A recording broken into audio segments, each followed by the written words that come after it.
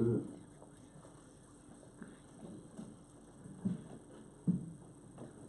All right, happy Sabbath, family. I'm Brother Al. For those who don't know, this is my reader, Brother Kevin. We're coming to you on behalf of the Vineyard of Israel in the name of the Most High God, the God of Abraham, Isaac, and Jacob. Right? The true and living God. The one that said, remember the Sabbath and keep it holy. Right? So we want to thank the true and living God for allowing us an opportunity to worship Him in spirit and in truth on His true Sabbath day. 7th day of the week. We want to thank Him. Let me say this. From Friday sundown to Saturday sundown is the Sabbath. Because you know we got, it's going around now that Saturday morning starts the Sabbath. We don't know how, when in the beginning it was darkness before it was light. Huh? The Lord said the evening and the morning, not the morning and the evening. Right? So we just got to be aware. We're in the age of deception. Deception is all throughout the earth.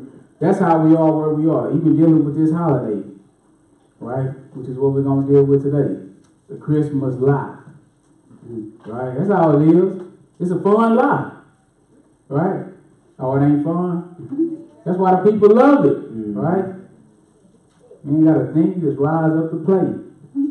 You know, but the Lord got a problem with people that just want to rise up and play and don't want to get no knowledge about Him. And then He got another problem with the people that do get knowledge of Him and still want to go off and do their own thing. Right? You know full well what the Lord requires, and you still want to go and do your thing. It's cool. No sweat. Do you? You know? You know, but when you meet Black Jesus on Judgment Day, He gonna do Him. You know what I'm saying? He gonna do, and it's not gonna be good for you. It's gonna be pretty hot. You know that, and I'm understated, you know, but we're gonna deal with this Christmas thing a little bit, you know, because the world is deceived. We're gonna see how the world got deceived. We're gonna see that it ain't nothing we just made up. You know, it's supposed to be the birth of Christ, but how is it the birth of Christ and they've been celebrating before He was born? Huh? So we're gonna dive into it a little bit. I want to just show you this video right quick to get started. It's about 3 minutes, because I know y'all don't like the way I talk, so we'll let somebody who can explain it a little more elegantly. You know what I'm saying? You know, we'll let them do it too, and then we'll just see if I made it up. All right, let's just see if it ain't nothing widely known. All right. So we're going to just do this little icebreaker instead of me going and going and going on the intro. We'll let this be the intro, this little video. Let me know when you get it ready. And so once again, the Christmas lie. Once again, the title of the lesson is The Christmas Lie. All right? Just give me a thumbs up. The Christmas lie. Because God got a place for all liars. Because God is so real, so magnificent. Ain't no manner of truth in a lie. You can't mix it, not even a little bit. Once you mix it, you polluted it. He the truth. All right? Once you mix a little bit of lie with the truth, it's all lie at that point. It's no good. All right? So that's why that's ultimately why we can't mix. That's why we can't put Christ in Christmas. He wasn't ever in it. You can't mix Him in something He wasn't ever in. Right? He was first.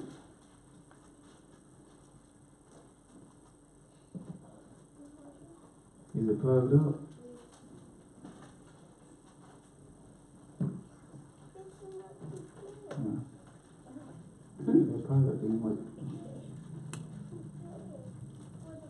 Alright, so this is, how long is it? About 3 minutes? 3 minutes and a little. Same as one of my introductions will be. It is. And I'll be looking on this video, I think like 6 minutes. For the scripture, yeah. Now, so we're going to let this one be a little shorter than one of my intros. I'm telling the truth. Sometimes I'll be amazed. I'll be like, well, read the scripture. Matter of fact, let's do that. While we're waiting on that to happen, pick me up at 1 Thessalonians 5th chapter. That's crazy. 1 Thessalonians 5. Give me verse 21 and 22. It's 1 Thessalonians 5, 21 and 22. Hearken to the scripture. Prove all things. What that means? You gotta prove. If Christmas is the truth, let's prove it, right? We should be able to know it, right? Prove all things. That's everything, because you know why your soul is on the line. You only get once. Once you lose it, that's it. Ain't no do-overs, right? He gave you a whole lifespan to get it together. He ain't gonna give you 2 lifespans, right? You just get that one. So you gotta be a good steward of the one that he give you. So you gotta prove all things during that time. You know, your soul is going to be required. Go ahead. Hold fast that which is good. That means keep the things that are good and true. Right, what else? Abstain from all appearance of evil. Abstain, refrain from everything that appears to be evil. If it ain't seen and it seems like it is, just abstain from it. Mm-hmm. It has the appearance of evil. Right? That's what he wants us to do. So that's what we're going to do. Prove it. Hold fast to the things that are good. Everything else we're going to disregard it because it's not good for our soul. We can't get salvation by it. Mm-hmm. Right? The truth. That's what we got to have. Give me James 1, verse 18. It's the truth. We got to have the truth. I'm just show you how important it is. Because the word, our men are liars. Psalm 116 and 11. That means that people that's been leading us, been lying to us on a mass scale. Right? So we just seeing how important the truth is. And the truth is God's word, God's law, his statutes, his command, his ways of life. Right? Verse 18. Hearken to the scripture. Of his own will began he us with the word of truth. That's how he going to begat us. By the words of truth. Your obedience to the truth is how you're going to make it into the kingdom. Right? Mm-hmm. So once you mix it, it's no longer true. Right. It's detrimental to your soul. You're not going to be saved with a little truth and a little lie. Right? That's the game. That's Christianity. Mm-hmm. Little truth and a little lie. Well, actually, it's a whole lot of truth. I mean, a whole lot of lie. Mm-hmm. And a little bit of truth now. Mm-hmm. All right, so it takes the truth, right? Go ahead. He begat us by the word of truth. That we should be a kind of first fruits of his creatures. See, and that's a big prize right there. That means we're going to be like he is. Mm-hmm. Right now, we weak. Body get tired, it aches, it dies. Right? At this point, we'll have all power. That's what we're fighting for. All power. So we made just like God. So you ain't coming to church, you ain't serving God for no reason. It's not vain to serve God. It may take some discipline because God requires you to be better than who you are because by nature, you're not a good person. Naturally. If you just live a natural, little regular old life, you a sinner to the day you die. Mm-hmm. The spirit that's leading you is Satan from the time of your birth to the time you die. So you have to learn who God is. That's going to take time. You have to learn the truth about God. That's how he's going to separate you from the world. That's how he's going to separate you from the sinners. It's quite natural how we are right now. The Christian church is the same as the world. The world breaks the Sabbath. The Christian church breaks the Sabbath. The world eats wine. The Christian church eats wine. The world celebrates Christmas, knowing it's a lie. The Christian church celebrates Christmas, knowing it's a lie. The people in the Christian church are mean, liars. The choir director is a homosexual. Pastor is an adulterer, right? Where's the distinction? You know why they like that? Because they throw away the law of God, which is perfect, which is able to make them perfect. They throw it away, so they don't distinct themselves from the world. It's the same. You just go to church to make yourself feel good about being a sinner.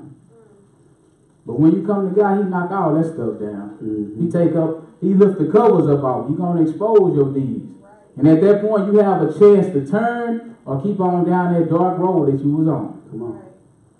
Right? It's up to you. God ain't going to make you. He just going to warn you and encourage you to do better. Come on. It seemed like a light thing. Because if you think you can take the fire, just go home. Just do it. Let's just do a test run.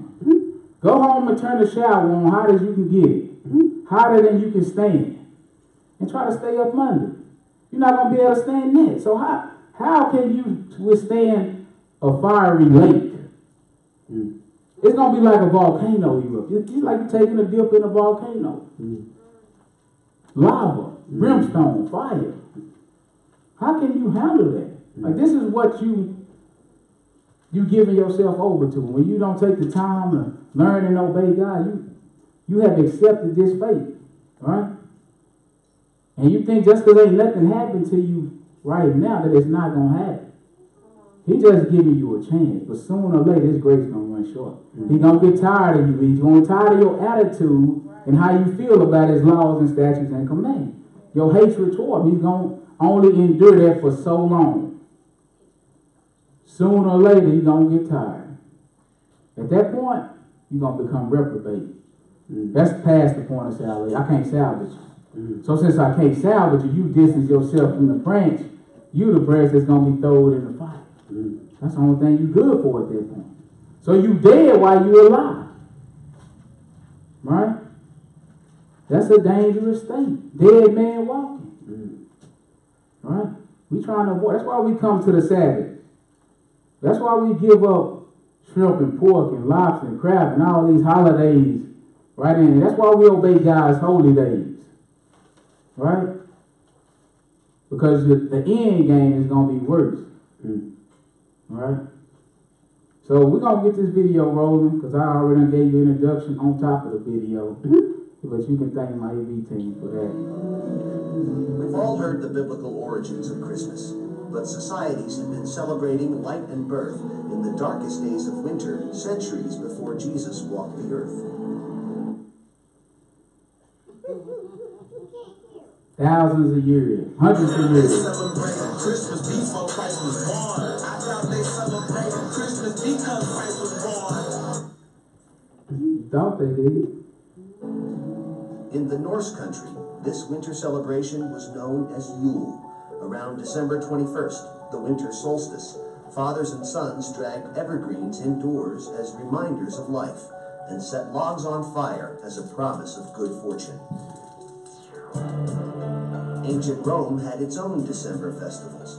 1 week before the winter solstice, Romans began celebrating Saturnalia, an orgy of food and drink in honor of Saturn, the god of agriculture. Some Romans, particularly soldiers and government officials, also worshipped Mithra, the sun god. It is believed that to this but powerful sect, the birthday of Mithra is December 25th. They just put the name Christ on it. And they gave it to you as Christmas.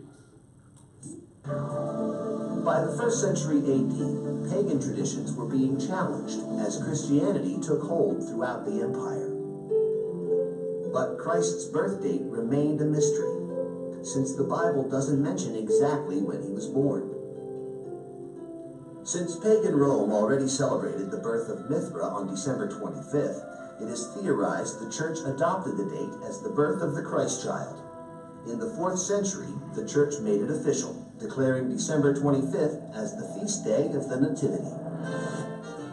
The church knew it could not outlaw the pagan traditions of Christmas, so it came to accept them.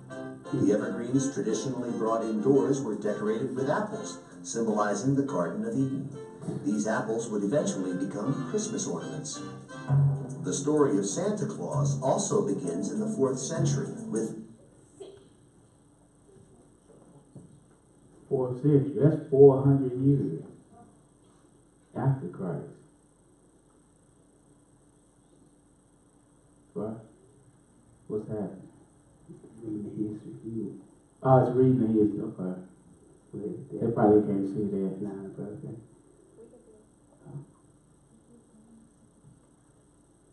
We'll read some more just in case you can't see. So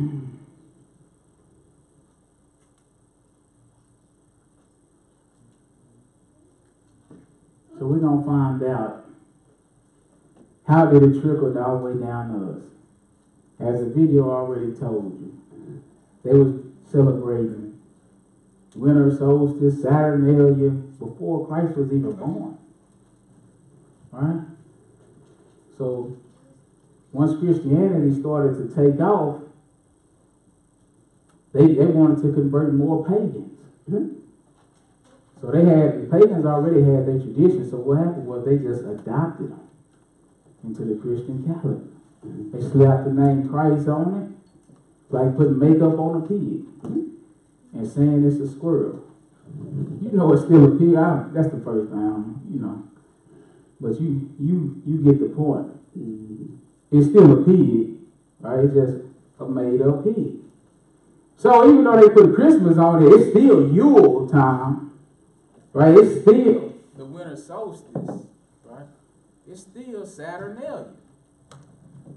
We just changed the name. How do we know? Every tradition surrounding this day is the same, right? And they get you, once you understand it, they still got you. Because you're going to say, this you right here. I'm not saying you, but I'm saying you that still agree with this in your heart. This you, I'm doing it for the kids. Come on. Like it's the only time a year you buy your kids something. Like they can't get nothing, no other. It's 364 more days in a year. You buy them something one time a year? Shame on you. Don't use this as no excuse to commit sin. That's what you want. That's in your heart. Powerful idol. All right, versus a weak mind, your mind is going to win every time.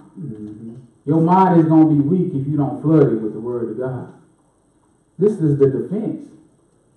This is all we got. Right, so let's go back. I want to show you. Let's go back to Genesis 10 chapter. I'm going to show you deception been here. Genesis 10.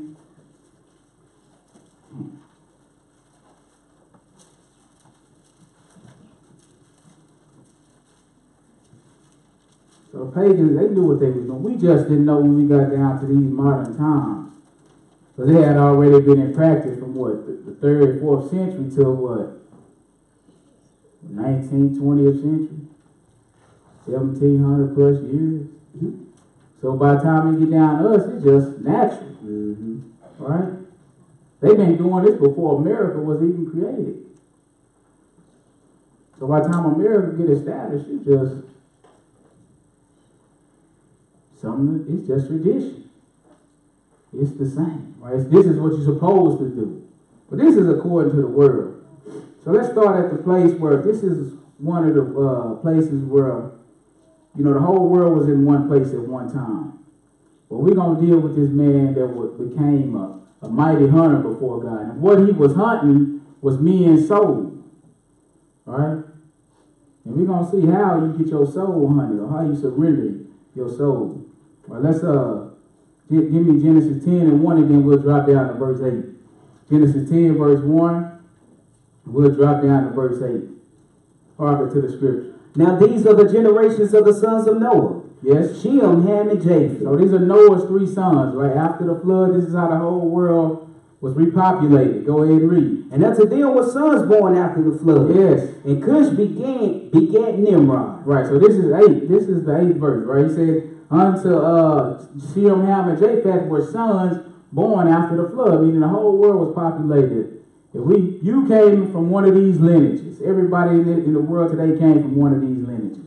Right, so we're going to deal with this Cush and this Nimrod, right? We're going to deal with that lineage. Go ahead and read. You said this is verse 8. Go ahead. And Cush begat Nimrod. What's so special about him? He began to be a mighty one in the earth. So he began to be a mighty one, like a king or someone that reigned. Right? Just go ahead. He was a mighty hunter before the Lord. He was a mighty hunter against God. Right? He wasn't with the Lord. He was against him. And this ain't talking about hunting like deers and, you know, and lions and stuff. Right? He hunted men. Right? He after men's souls. Go ahead. Wherefore it is said, What's said? even as Nimrod the mighty hunter before the Lord, Mm-hmm. and the beginning of his kingdom was Babel. Yeah, or Babylon. Right? That's the beginning of his kingdom. Because at this time, the whole world is in one place.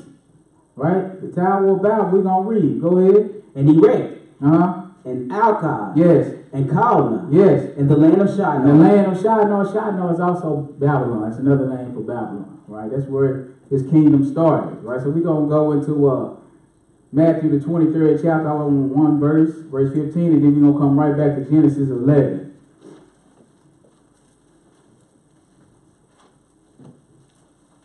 So he began to hunt men's souls and turn men from obeying the Lord. This side of the flood, right? Matthew 23. We just getting a little picture, a little example on how you hunt men's souls. Because Jesus was telling this about the scribes and Pharisees, right? They was pretty much doing the same thing. So this is an old trick. This is this is Matthew 23, verse 15. Hearken to the scripture. Woe unto you, Who? scribes and Mhm. Pharisees, See, these are supposed to be the religious leaders, right? But the Lord is like, woe unto you, right? Go ahead, warning, destruction. Come on. hypocrites, What? for you compare sea and land to make one proselyte. Like you go near and far just to convert one person. Mm-hmm. You search high and low for one. So go ahead. And when he is made, Uh-huh. you make him twofold more the child of hell than yourselves. See, that's what Nimrod is doing, the same thing, hunting men's souls. You make him twofold. That means he's worse than you. Mm-hmm. Twofold what? The child of hell. Mm-hmm. More than you yourself. Because you teach him Antichrist doctrine. You teach them everything against God. And they believe it. Right? That's how you hunt men's souls. You turn them against the Lord. You teach them doctrine that goes against Christ. Let's go back to the 11th chapter of Genesis, picking up at verse 1.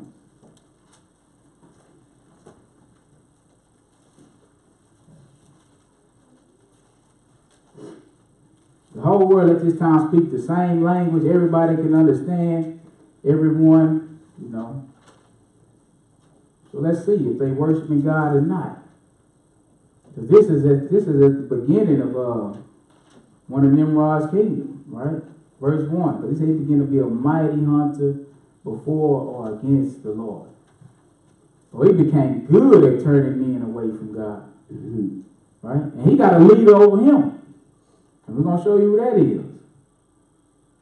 Verse 1, hearken to the scripture. And the whole earth was a one language What you talking about? and a one speech. Everybody understood everybody, right? Mm-hmm. Go ahead and read. And it came to pass, What did? as they journeyed from the east, Mhm. that they found a plain in the land of Shinar. See, that's where one of Nimrod's king cities, right? Go ahead. And they dwelt there. And they dwelt there. Go ahead. And they said one to another, What they say? Go to, let us make brick, For what? and burn them thoroughly. Uh-huh. And they had brick for stone, and slime had they for mortar. Go ahead. And they said, Go to, let us build us a city and a tower, whose top may reach into heaven. Mm-hmm. And let us make us a name, lest we be scattered abroad upon the face of the whole earth. See, that's what the Lord wanted. Repopulate the earth. Right? They want to stay in one place and build a city and make them a name. Not worship the name of the Lord. Psalm 16 said, let all nations praise the Lord.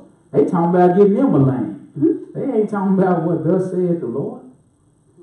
Come on. They talking about their own benefit. Let's make us a tower and a city to go up to heaven. Go ahead. 5.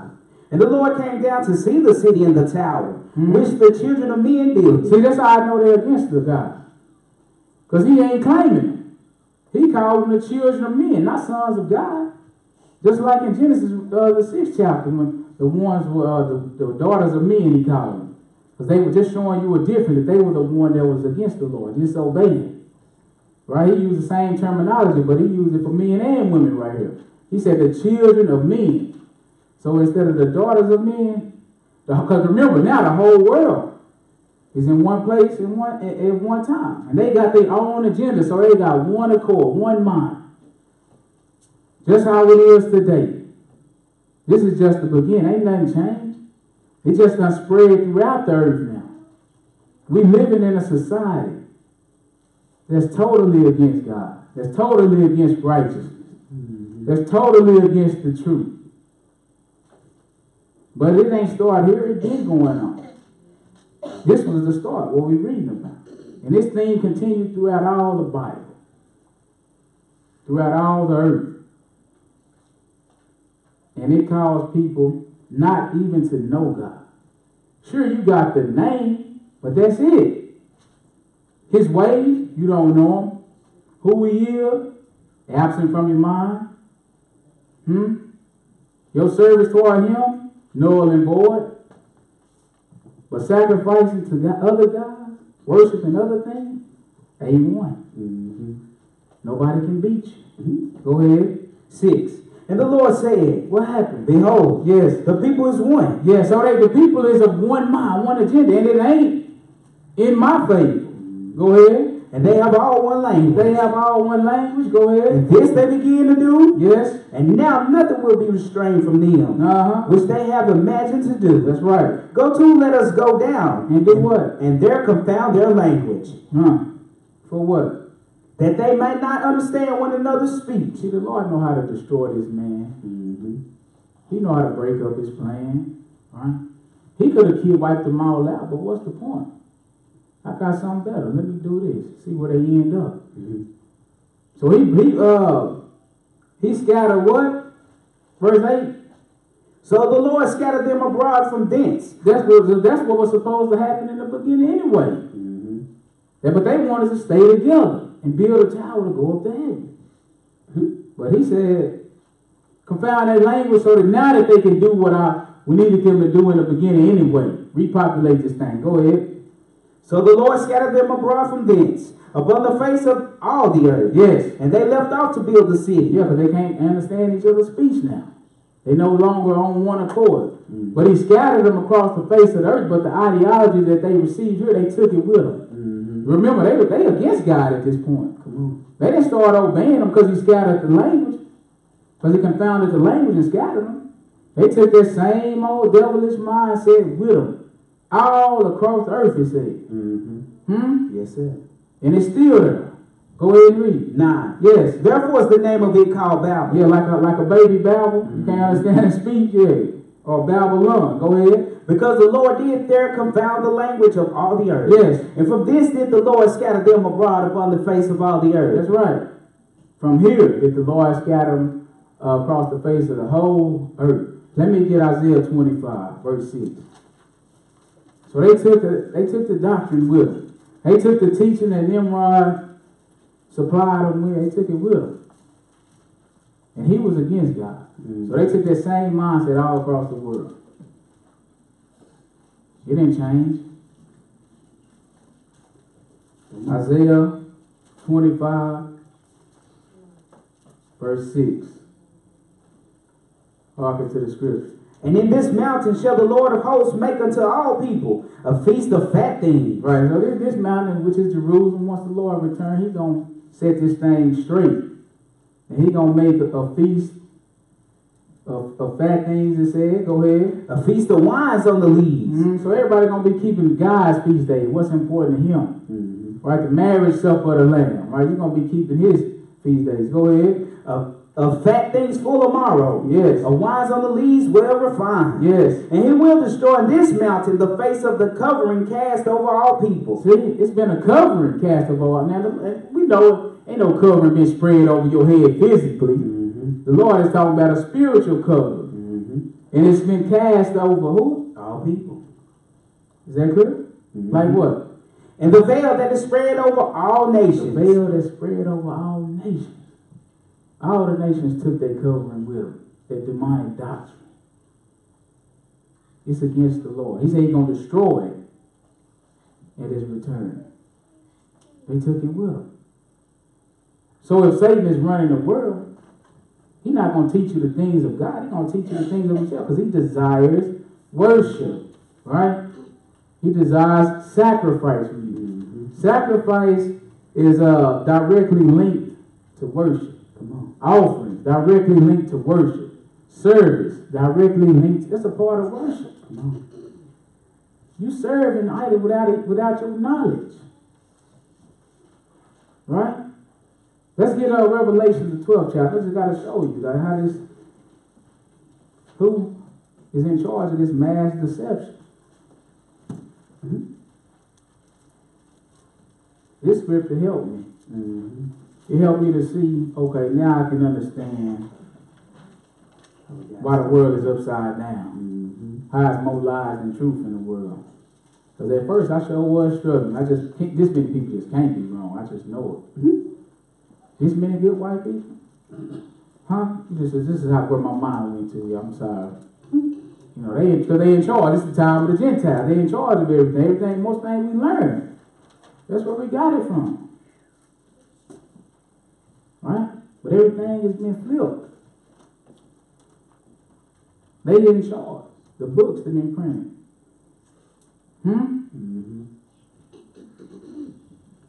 The commercials you see on TV.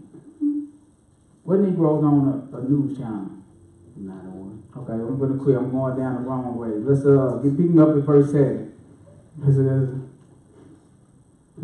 Deception.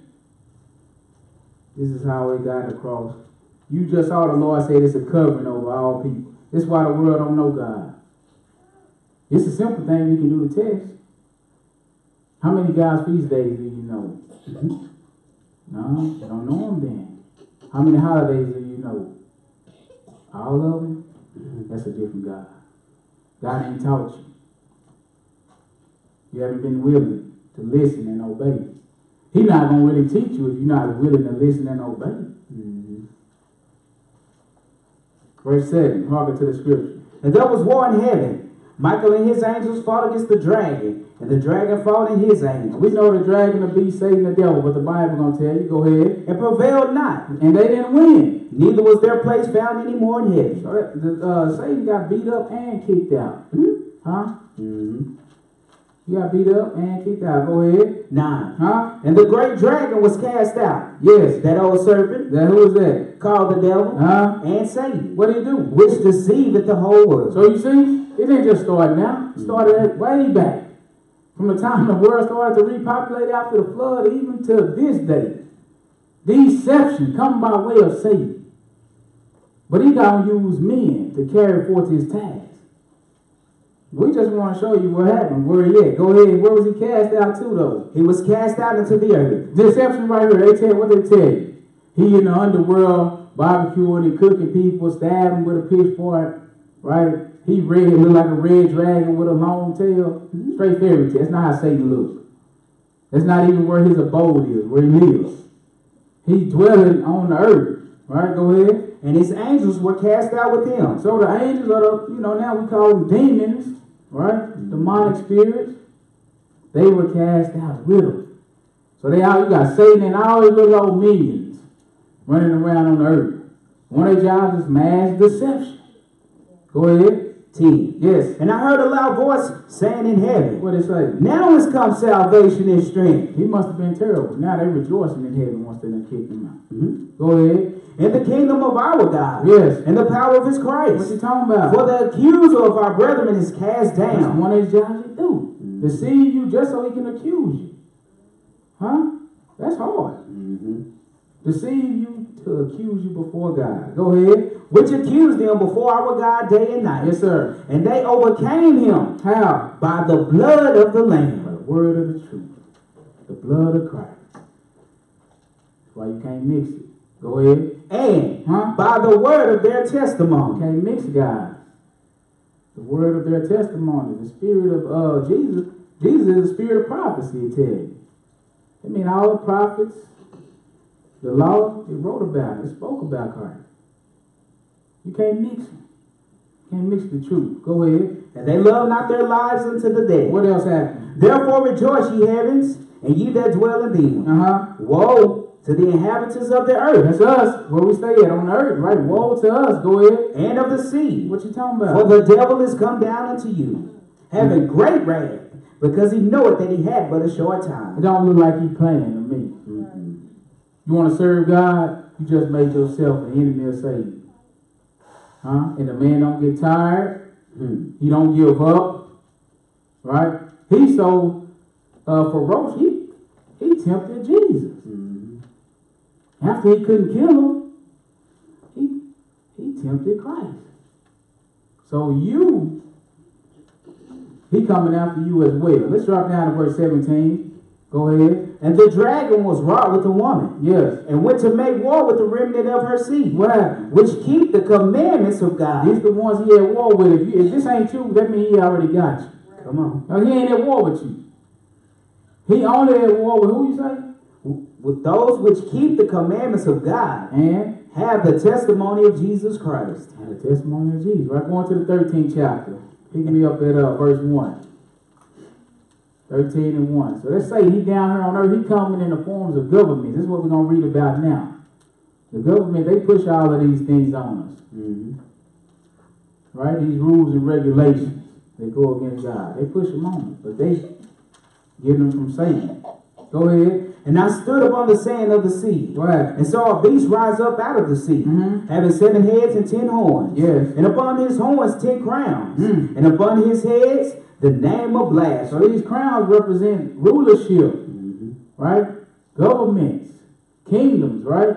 And they said out of these governments come the name of blasphemy, lies against God. Right, go ahead and read. 2. Mm-hmm. And the beast which I saw was like unto a leopard. Yes. And his feet were as the feet of a bear. Uh-huh. And his mouth as the mouth of a lion. Right, just to put it short for you, these are world rulers and empires, right? And what about it? And the dragon gave him his power. So we already know who that dragon is, right? Yep. The dragon gave these kingdoms their power. What else? And his seats And great authority. so do you see these presidential seats? Mm-hmm. You see the authority that they have? Yes, sir. Who gave it to them? The dragon. That's clear. Go ahead. And I saw one of his heads as it were wounded to death. And we know that dragon to be Satan, right? Go ahead. And his deadly wound was healed. And all the world wondered after the beast. But Satan gave power to the beast. Mm-hmm. So you worshiping the beast, you gotta be worshiping the one that gave him the power. Come on. Because he's the one that gave him his seat. That means you agree. If you worship the beast, that means you agree with whoever gave him the power. Mm-hmm. Two walking together. Mm-hmm. All right, go ahead. 4. And they worshipped the dragon, which gave power unto the beast. You say what? And they worshipped the dragon. See, everything about Satan is not all violent. Mm-hmm. He wants to be worshipped. He got priests too. Mm-hmm. When his priests give sacrifice too. Everything is not just straight demonic and violent when it comes to him. Mm-hmm. He can deceive more by being smooth, by making it appear holy when it's not. It can appear holy. The only thing I got to do to pollute it is mix a little lie in it. Mm-hmm. You worshiping me. Because you worshiping who? The dragon. Okay, so let's see. Who put Christmas into law? Who put it on the calendar? One of the leaders. The leaders, right? The government officials. Constantine. They put it on the calendar. Where they get that power from? The dragon. Where they get their authority to do that? From Satan. So if you worshiping Christmas and this has nothing to do with Jesus, you worshiping the beast too, or the dragon too. Mm-hmm. The dragon being Satan. You just didn't know. Nobody ever told you. Now, once you find out, if you still want to go through, that's up to you. You just agree with Satan, with devil worship. You just like to worship the devil because that's what you be doing all your life. That's all you know. That's what's comfortable to you. You just a child of the devil. Mm-hmm. He got a hold on you. It's a hard pill to swallow, but it's reality.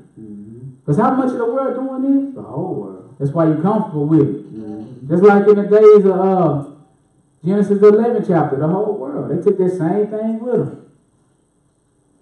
The covering was placed though. Just like the covering was over you. The Lord had to remove the veil from you. But it's still on the whole world. Mm-hmm. Only some of us is letting them remove it. The rest of us, we close our eyes and ears. Right? So therefore, the covering remains on you. I just want to read that part where it said the whole world worship him. Give me Luke, the 4th chapter. That just proves it.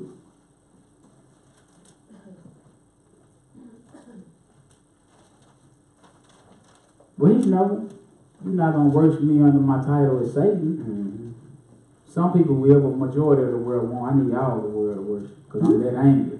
Mm-hmm. Right? So I got to come up with something that's going to allow you to worship me. And you not feel guilty about it. I know.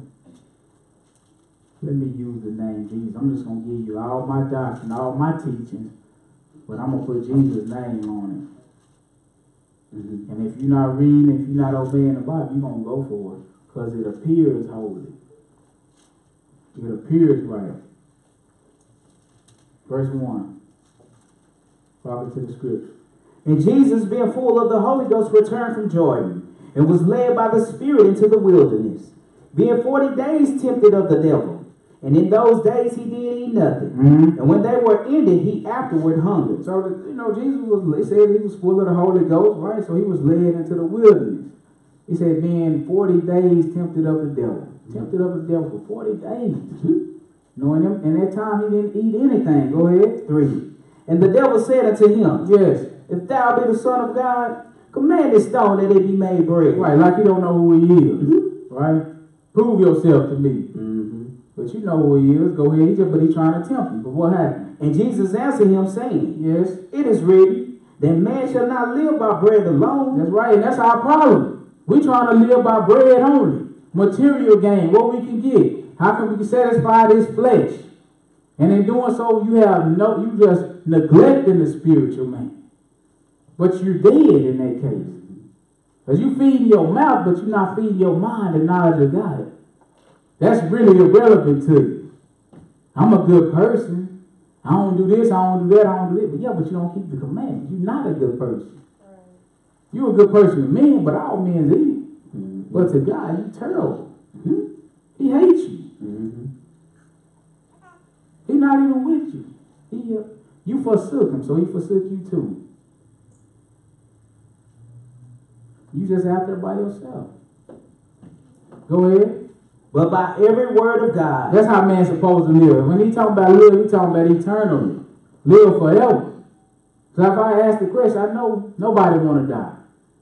Nobody will raise their hand if I say who want to die. Mm-hmm. But yet still you don't want to do what's required. This is boring. Mm-hmm. God could have came with a more funner approach. Huh? No, that's the problem. Everybody want to play. I can't come with you the same way. You're not going to learn. You're going to think it's just for fun. Mm-hmm. Right? God is a God of knowledge and supreme intelligence.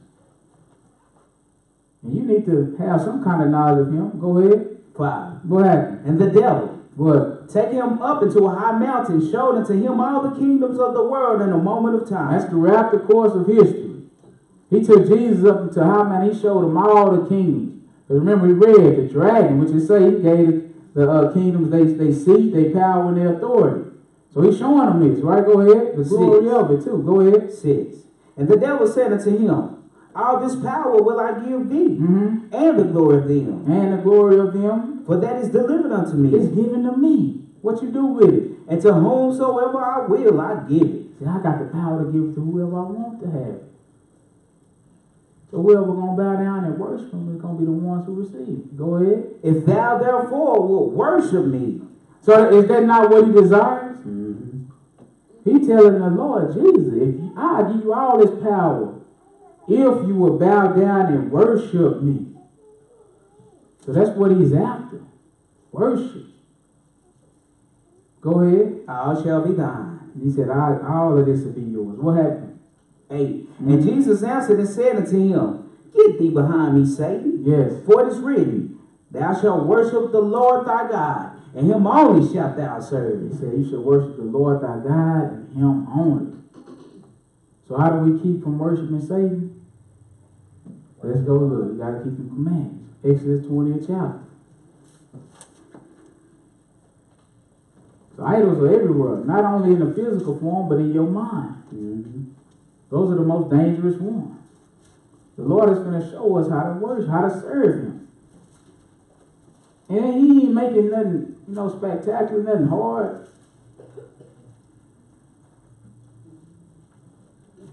If few little simple rules. This is what's going to keep you on the right path. You don't want to worship Satan. This is what you got to do. If you're not doing this, you're going to be on Satan's bandwagon. The world is set up like that.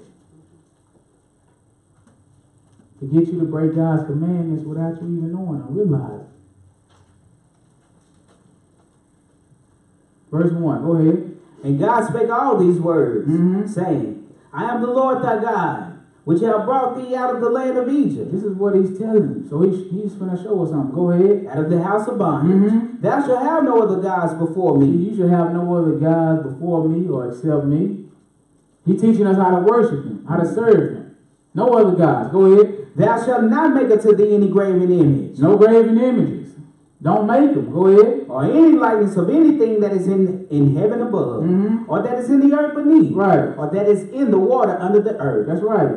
That- Don't want you to make no star, no moon, no fish, no men, and say this represent God. Come on. I don't need you to have no little charms, praying hands and everything else, so people can know you're a Christian. We need to know by your lifestyle, not by what's around your neck, not by, the jewelry or the shirts that you wear, right? We need to know. We need to be able to tell by your fruit. Your fruit should be able to prove that, right? You should have some of God's characteristics spewing out of you. If you don't, you might want to re-examine yourself. Go ahead. 5. Yep. Thou shalt not bow down thyself to them, Yes. nor serve them. For I, the Lord thy God, am a jealous God. See, he's not playing with this commandment, right? He do everything for you. He said your very breath is in his hand. He ain't trying to play second fiddle to nobody. He the creator. Everything else has been created by him. You giving yourself over to the creature. And you just neglecting the creator. That's idolatry. Go ahead. Visiting the iniquity of the fathers upon the children unto the 3rd and 4th generation of them that hate See, you. you thought not getting knowledge of God was something light. But not understanding your whole seed, your whole lineage. He visiting your iniquity upon them. So a lot of times what the parents do, the children do. And then what the children do, the children's children do. So you got whole lineages just destroyed for lack of knowledge of God. Huh? You just sacrificing them to the fire. You doing the same thing that the people was doing in the physical realm when they were sacrificing their children to the fire, to Molech, or to Baal. You doing it spiritually, which is worse. It's hard to recover from that spiritual doctrine. Right, what verse? 6. Go ahead. And showing mercy unto thousands of them that love me, Man. and keep my commandments. Yeah, because you hear people all the time saying, Lord, have mercy. But you don't even know how to receive the mercy of God. He teaches you how to receive this mercy. I'm only showing mercy to thousands of them that love me and keep my commandments. That's who we're extending his mercy to. Right? Whatever everybody else is, you're going to be a product of time and chance. Huh? Whatever happened, you're on your own. He said, let your God save you. Go ahead. 7. Yes. Thou shalt not take the name of the Lord thy God in vain. Right. For the Lord will not hold him guiltless that taketh his name in vain. That's right. Go ahead. Remember the Sabbath day to keep it holy. 6 days shalt thou labor and do all thy work. But these 7 days is the Sabbath of the Lord thy God. Not every day is the Sabbath day. Not the day that you off is the Sabbath day. But what day? The 7th day. I don't want you to mess this up. I don't want you to let your preachers mess you up and tell you the first day of the week is the Christian Sabbath. You following God right here in Exodus 20. God is the one giving you this directive. He ain't giving it to you, change it, take back. Blackjack don't take back. He ain't doing that. Once he established it, it's forever. Ain't no need to change. You know why there's no need to change it? Because the Bible tells you the law of the Lord is perfect. It's going to convert you, converting your soul. You don't want to be converted, though. Because all you got to do is start upholding his commandments, statutes, and law. Get yourself put on the right path. Go ahead. And it, Thou shalt not do any work. So in these 7 days, right? Because you know you hear preachers, I'm in my Sabbath of rest right now. I'm resting in Christ Jesus. But ask him to explain that. Right. There's a whole lot of hot air. Explain, what does that mean? I bet he started talking like me. Fumbling and bumbling. He was eloquent with his speech. Ask him to explain it. He's going to start fumbling and bumbling. Tripping. He's not going to give you a clear answer. You're going to leave the same way you came in with no understanding. Go ahead. Nor thy son, Yes. nor thy daughter, thy manservant, nor thy maidservant, What happened? nor thy cattle, nor thy stranger that is within thy gates. What else? For in 6 days the Lord made heaven and earth, the sea and all that in them is, and rested the 7th day. Yes. Wherefore the Lord blessed these Sabbath days, And hallowed it. so those 4 commandments teach you how to serve God. The rest of these 10 commandments tell you how not to trespass against your brothers and sisters. How not to offend them. Right? So this is how you serve God in spirit and truth. Give me John the 4th chapter. So that's what he's looking for nowadays. He's not looking for you to celebrate Christmas and put his name on it and think that's going to be acceptable. He's looking for true worshipers this day and age. John the 4th chapter.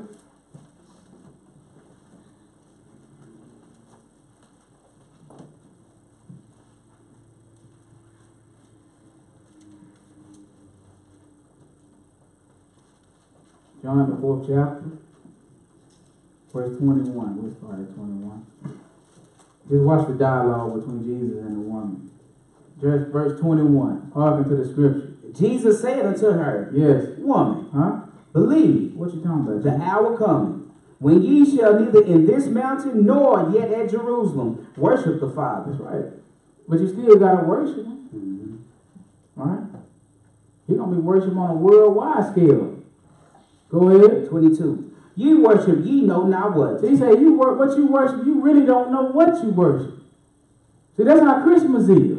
You thought it was about Christ. You worshiping and serving it, and you putting energy into it, and you saving up checks and money, and you going broke and spending, and you charging, maxing out credit cards, you know, just to buy a little dump truck.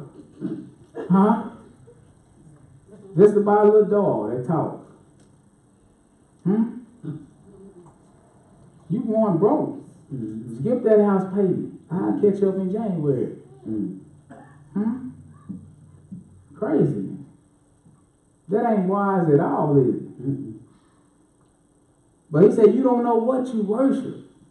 What happened? 22. Ye worship, ye know not what. Uh-huh. We know what we worship. Right. For salvation is of the Jews. That's right. Just like how it is now. We know what we worship. We understand now that Christmas has nothing to do with Christ. Whereas before we did. Whereas the world, they don't know what they worship. You can't put Christ in something he never was in. Right. You make it fit and think it's okay with him. That's a lie. Go ahead. 23. But the hour cometh and now He is. said salvation is of the what? Of the Jews. Jews. He said, and the hour come and now is when what? When the true worshipers What? shall worship the Father in spirit and in truth. What you mean true worship? Because remember, everybody say to me, Lord, Lord. They ain't gonna get in. Meaning there's some people that's gonna be calling on his name but not considered true worshipers. Right. You're not gonna keep his commandments.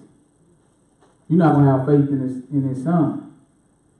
But he said the true worshipers gonna worship him in spirit and in what? Truth. Truth. God had the truth. According to the word of God. What else? For the Father seeketh such to worship him. What that mean? I mean, he's looking, right? He's searching for true worshipers.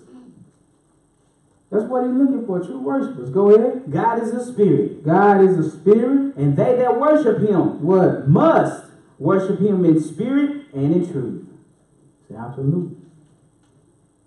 So if you don't have the truth, if you're not worshiping God according to the truth, you're not worshiping God. Because he said must. They that worship God must worship him in spirit and in truth. Right? Deuteronomy 12 chapter, verse 29. Deuteronomy 12 and 29. Deuteronomy 12, verse 29. So we can't serve God any kind of way. That's why he told you to hold fast to that which is good. Prove everything and keep that which is good. Because everything is not going to be good.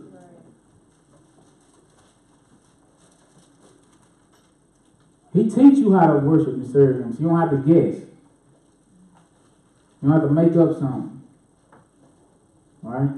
Verse 29. Hearken to the scripture. When the Lord thy God shall cut off the nations from before thee, whither thou goest to possess them, and thou succeedest them, and dwellest in their land. What happened? Take heed to thyself, that thou be not snared by following them. Yeah, it said, take heed to yourself that you don't be trapped. Because they're not following God. They got their same gods from the Tower of Babel. Yep. Go ahead. After that, they be destroyed from before thee. And they're going to be destroyed from the way they serve and worship. Go ahead. So I don't want you to do the same thing. Go ahead. And that thou inquire not after their gods, saying, haven't these nations served their gods? Even so will I do likewise. Don't do that, but that's what we've done. Right? Worldwide. Go ahead. 31. Thou shalt not do so unto the Lord thy God. See, he telling you. Don't do that to me. Don't serve me like these nations serve their God. If I tell you don't keep Christmas, I don't want you to keep Christmas and say you serving me. Come on. If they doing it, let them do it. You don't do it. Go ahead and read. For every abomination to the Lord which he hated have they done unto their gods. For even their sons and their daughters they have burned in the fire to their gods. Human sacrifice. They're trying to appease those false gods so much. When the Lord tell you all the gods of the nations are idols, that mean they nothingness, they vanity, they worthless. And that's what you're going and serving. Something that you have to give power to. And we're going to learn in a minute. You can't just say I'm doing it for the kids. Because every stock or every idol, one and the same, come with a teaching or a doctrine. And if you hook yourself to that teaching and that doctrine, regardless of your reasoning, you agree. Come on. You agree. Go ahead. 32. What things soever I command you, observe to do it. Thou shalt not add thereto, nor diminish from it. That's right. He said, so whatever I command you, that's what you observe. That's what you do. And he have told us to keep his commandments, his statutes, his laws. You know, he also called it the law of love. The law of liberty. Right? That's what he's commanding. He said, don't add to it. That's how we got Christmas. They added to it. We should be able to, if Jesus was born in December 25th, it'll be in the Bible. It'll be in the Bible. But because you don't believe in the Bible, come on, right? That's why you go for it. So you got to go to other books to find December 25th. You got to find the true meaning of December 25th from other books or other sources. All right? And it's there. It just ain't in the Bible, which is God's word. So I don't want you adding to my word. I don't want you taking from what I put in there. All right, you finished that? Okay, so let's go 1 Corinthians 10 chapter.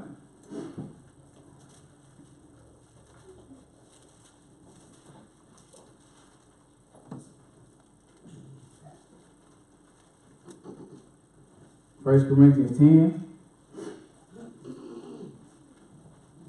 verse 5. 1 Corinthians 10, verse 5.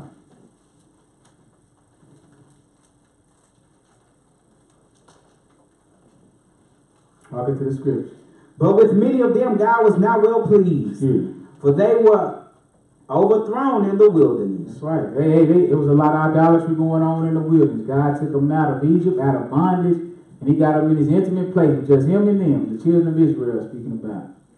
And he wanted them to serve and worship him and him alone. Well, he knew some of them wasn't going to do it. He said with many of them, a lot, God was not pleased. Go ahead. 6. Yes. Now these things were our examples, to the intent we should not lust after evil things, Yes. as they also lust. And what else y'all want us to do? Neither be ye idolaters, as were some of them. See, that's the problem with Christmas. It makes you commit idolatry. You become an idolater. That's what it is, idolatry. Come on. That's why it was set up. To serve another God other than the true and living one. And regardless if you change the meaning of why you keep it, you still going to be keeping it because you're going to be keeping the same old customs, the same old traditions, you know, as it was established upon. So you are an idolater. And there's no way, the only thing is, there's no way you can get into the kingdom like that. I mean, it's just absolutely impossible. Because he tell you no idolater have any place in the kingdom of God. Can't make it. So if you're really ready to go ahead and accept that fate as going into that lake burning with fire and brimstone, keep doing it. Keep playing with God. Keep doing it. He'll let you do it, but keep doing it long enough. Even when you want to come back, he'll make a way where you won't even be able to turn and change. Because you done got tired of it. And that's the danger. Keep playing. Keep making an excuse. Keep saying it's for the kids. Keep buying them little Christmas. Keep sneaking. Keep not understanding what the Lord wants from you. Right? Go ahead. As it is written. What's written? The people sat down to eat and drink. Yes. And rose up to play. That's what's going on across the world. The holidays are fun. We don't have to really learn nothing. You know, we just sitting down and eat and drink, rising up to play, partying and dancing, eating and drinking and sacrificing to other gods except the true and living, the God of Israel. Go ahead. Neither let us commit fornication, as some of them committed, and fell in one day 23,000. 23,000, right? That's what he's talking about, Baal Peor. Some places say 24,000, right? But he said commit fornication, which is spiritual whoredom, or spiritual weakness, or idolatry. Still, go ahead. 9. Neither let us tempt Christ. What you talking about? As some of them also tempted, and were destroyed of serpents. Yes. Neither murmur ye, as some of them also murmured. See, this tight. That's tight right there.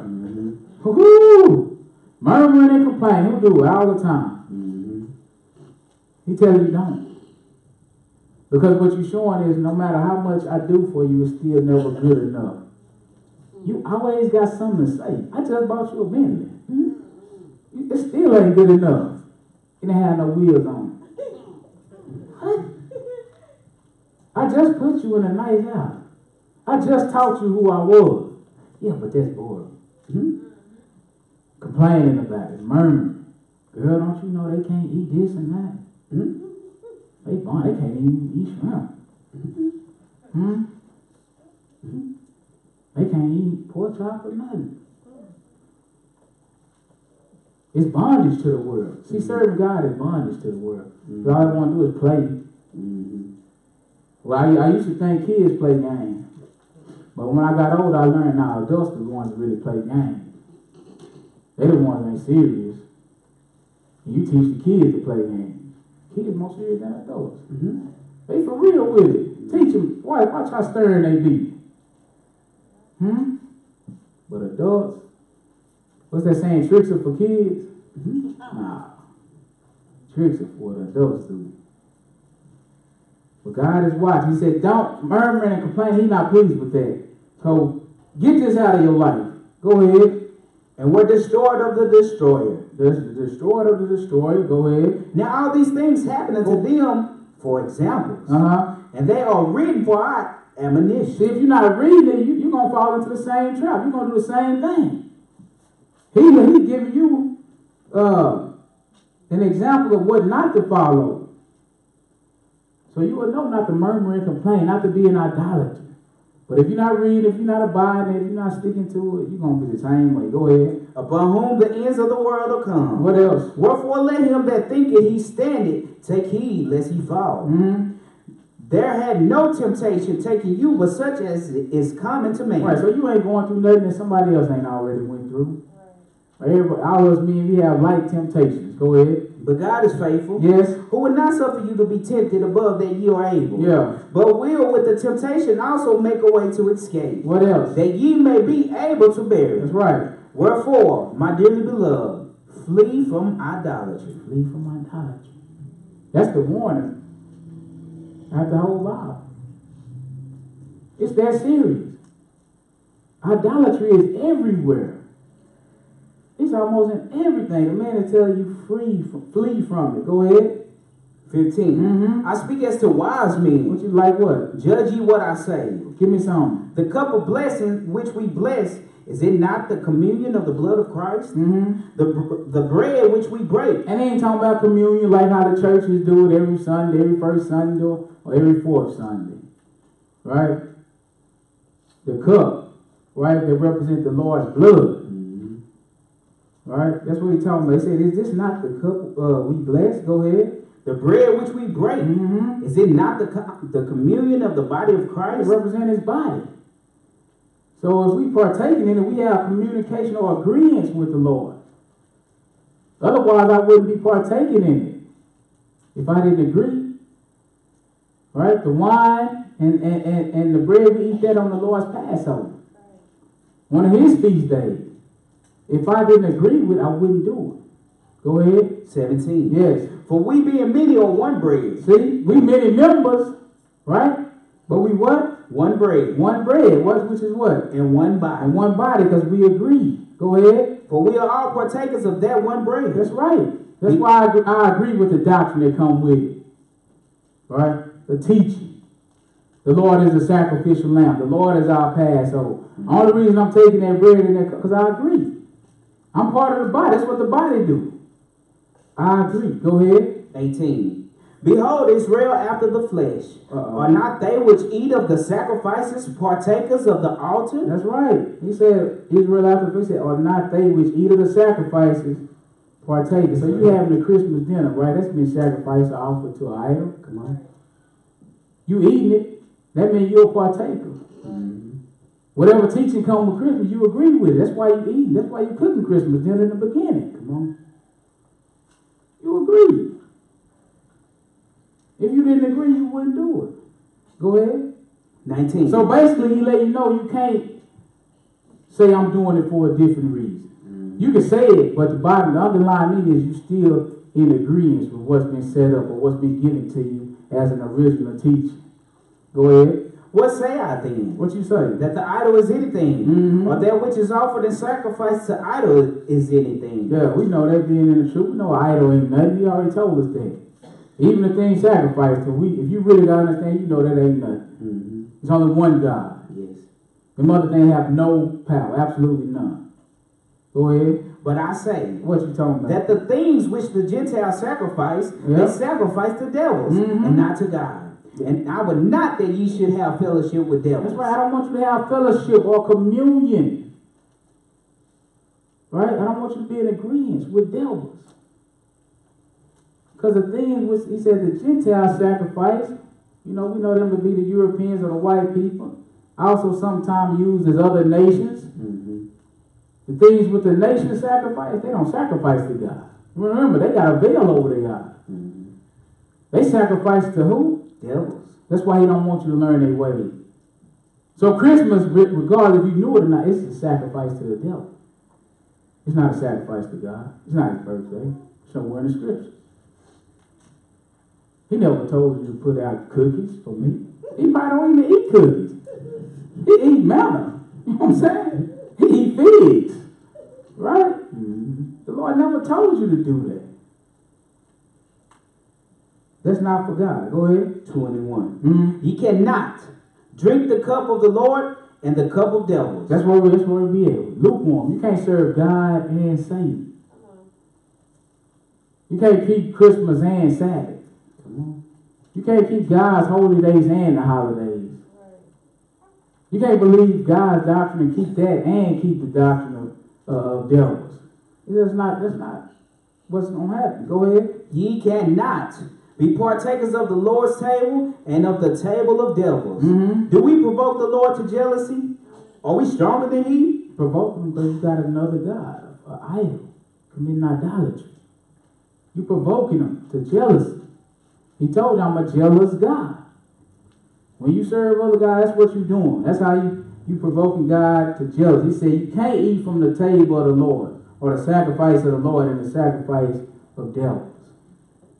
All right, you just can't do it. And that's what we've been trying to do. But it's just not gonna happen, right? Let's go. Let's give me Exodus 32.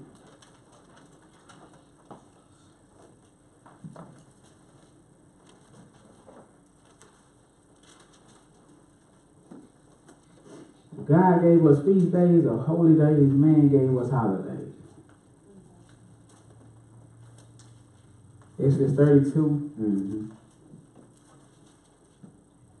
verse 1. Hearken to the scripture.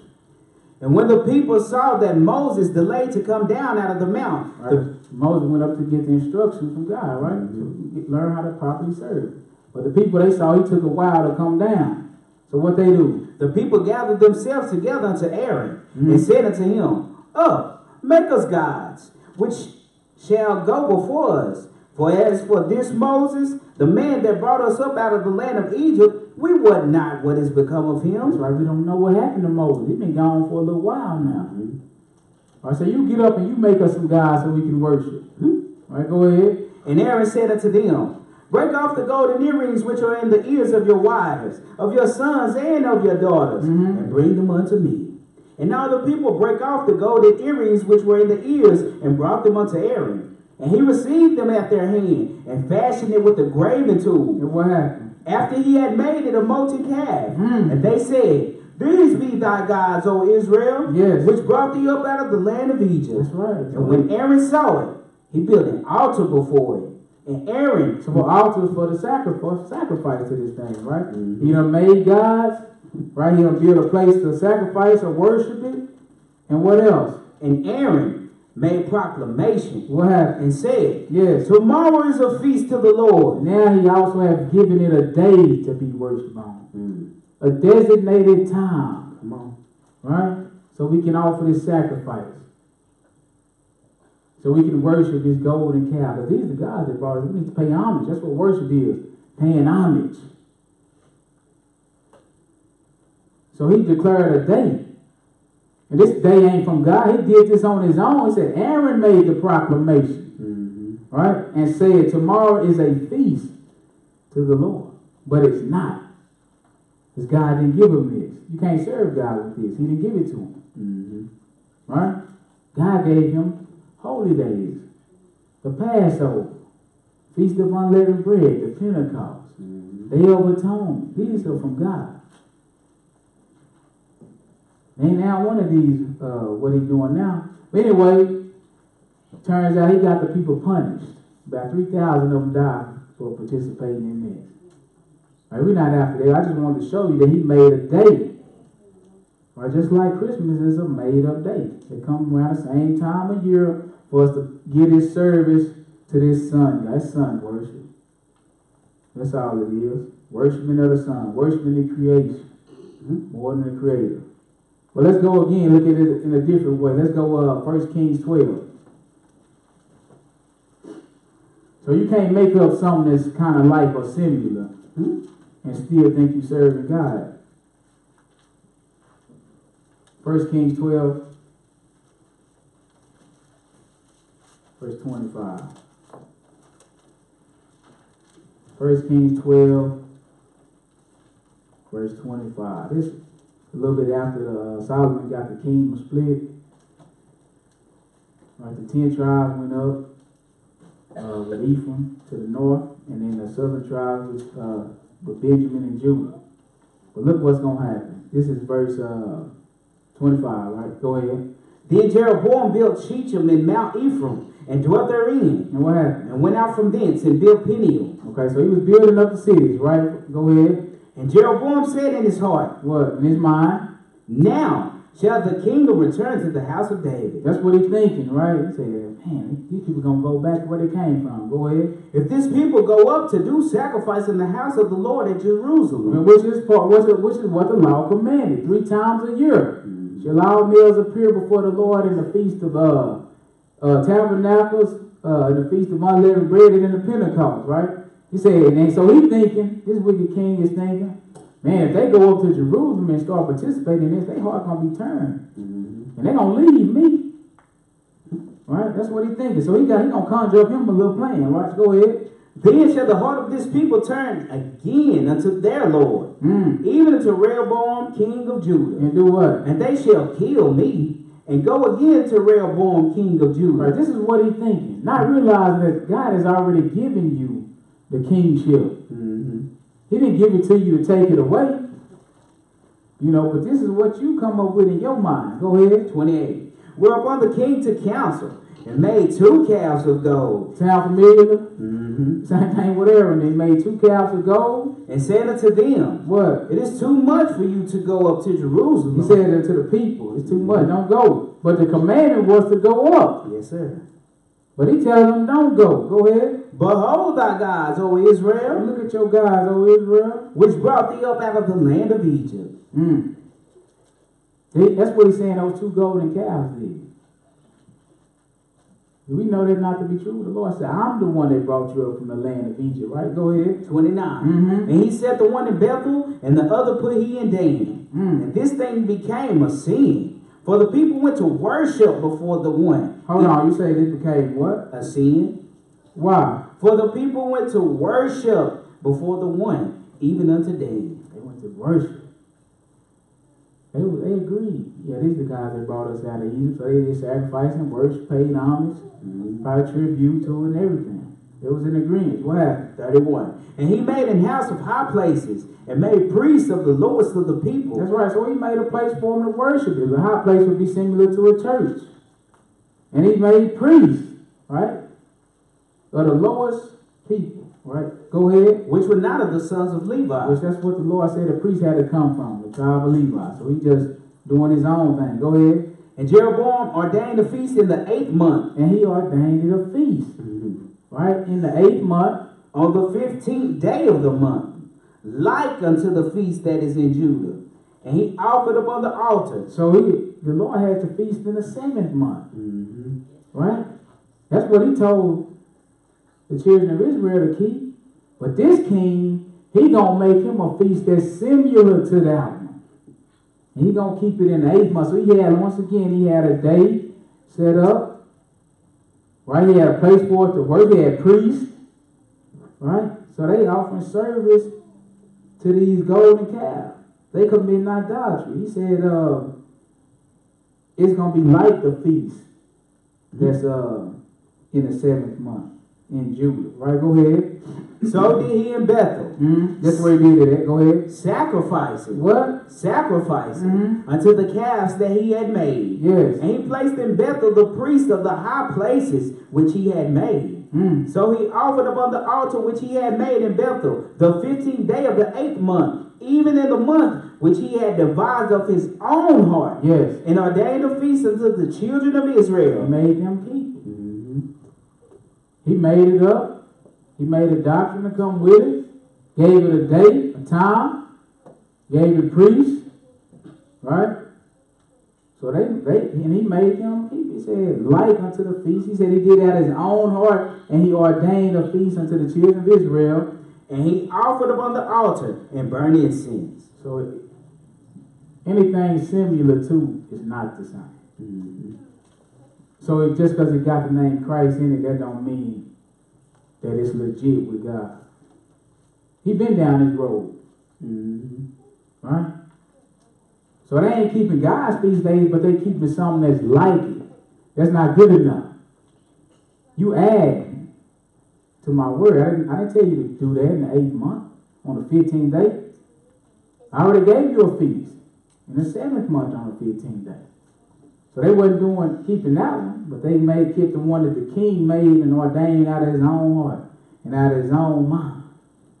Right? So once again, idolatry. It's not God's holy days. It's something that man came up with. Just like all of the holidays that we serve now. Man created them. God didn't create 4th of July and Christmas and Easter. He didn't come up. He already came up with his holy days in Leviticus 23rd chapter. That's where his are. So the world don't keep his, they want to keep their own. And then they say, oh, it's similar too. They try to put them close to the time of year that the Lord's take place. Right? Lord got the Passover and unleavened bread. They put Easter close by it. Right? That's traditions of men. They have nothing to do with God. Right? Well, give me 2 Thessalonians 2. He allowed it to happen.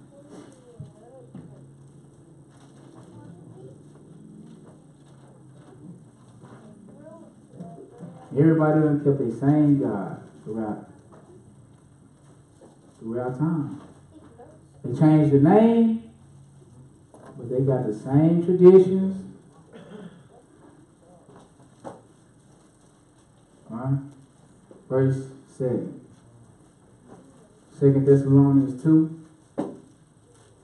verse 7. Go ahead. For the mystery of iniquity doth already work. That's right. Sin. The mystery of sin is already at work. What happened? Only he who now letteth will let. So the Lord is the one letting it take place until when? Until he be taken out of the way. Until he stops. Go ahead. And then shall that wicked one be revealed, whom the Lord shall consume with the spirit of his mouth, and shall destroy with the brightness of his coming. Even him whose coming is after the working of Satan. With what? With all power, and signs, and lying wonders. Lying wonders. What else? And with all deceivableness of unrighteousness in them that perish. See, he coming with deception of unrighteousness. Deception of things that's not right. Right? And he said, and the ones that perish, those are the ones that's keeping it and going along and agreeing with it. But those are the ones that's going to perish. You're going to die. So that's the price you're paying. You trading a little fun for your life. All right, go ahead. Because they receive not the love of the truth. So you don't love the truth. When you hear it, you know it's the truth, but you hate it. You shun it. It really don't have no place in your heart. You love them lies though. But God got an issue with you. Go ahead. That they might be saved. See, you thought you were saved by keeping Christmas. You wasn't. He said, you receive not the love of the truth that you might be saved. Go ahead. And for this cause God shall send them strong delusion. That's why you believe it. It seemed like the right thing, but it's not. Strong delusion. Go ahead. That they should believe a lie. Yes. That's when God get tired of you.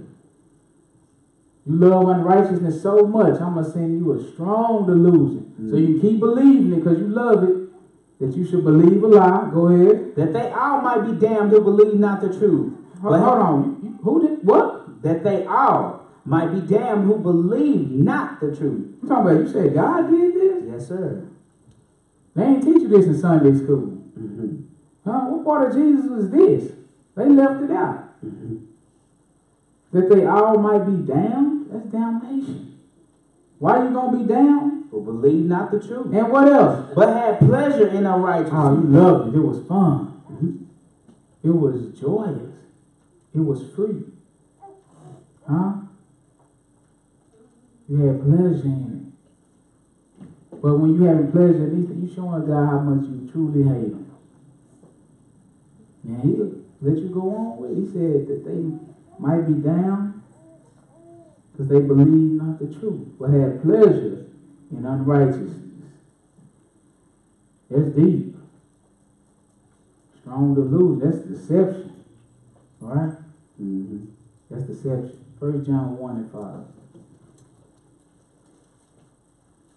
But you got to believe the truth. It's that important. 1 John 1, verse 5. So if you're following God's commandments, His statutes, it's going to lead you down the correct path. It's going to lead you right to the true and living God. It's going to keep you from that deception or that strong delusion. But if you not, you're going to be a victim of that strong delusion because God done sent it. He let Satan have ministers too. Mm-hmm. And Satan ministers going to teach lies. And that's what's been spread across the world. Lies in Jesus' name. All right? What verse? Did I tell you? Nah. Okay, verse 5. Go ahead. Who is he that overcometh the world? But he that believeth that Jesus is the Son of God. 1 John 1, verse 5. But you was in 5 now. Mm-hmm. 1 John 1 and 5. Go ahead. This then is the message which we have heard of him and declare unto you, that God is light. See, this is what we declare. God is light. This is the message we declare unto you. God is light. What else? And in him is no darkness at all. Ain't no darkness. Not even a little bit. Mm-hmm. He's not lying to you. He's not trying to deceive you. He's trying to get you saved. Go ahead. If we say that we have fellowship with him If we say that we have fellowship or agreement with him and walk in darkness, and walk in darkness or walk in lies, right? We know it's a lie. We keep doing it. That means you walking in it. You know Saturday is the Sabbath. But you still go and do Sunday worship and say you in Christ. You walking in lies. But you saying, I know who Christ is. But you don't. Go ahead. we lie Mm-hmm. and do not the truth. And But if we walk in the light, as he is in the light, we have fellowship one with another. And the blood of Jesus Christ, his son, cleanseth us from all sin. that's if we walk in the light or the truth. You can't eat from the cup of devils and the cup of the Lord.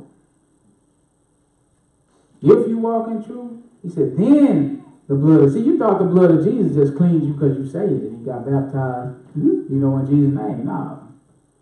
You're not obeying. It's not, his blood is not for you. Right? You got to obey and walk in the light. Go ahead. 8. If we say that we have no sin, we deceive ourselves, Mhm. and the truth is not in us. That's good. Go to the 2nd chapter. Pick me up at verse 21. 2nd chapter and pick me up at verse 21. Go ahead. I have not written unto you because ye know not the truth, but because ye know it, and that no lie is of the truth. See? No lie is of the truth. You cannot mix it. It's pure. The truth is pure. Once you mix a little lie, it's all lie at that point. It's all lie at that point. So God is warning you not to learn the ways of the other nations, the heathens and the people. But that's what they do. They mix everything. Nobody want to be offended. Let's mix it all together. We all can get along in the name of peace. It's good. Everything is mixed. It's all one big melting pot. But God ain't in agreement with that. He's separate. He all like it. Right? Let's go back me up to Jeremiah 10.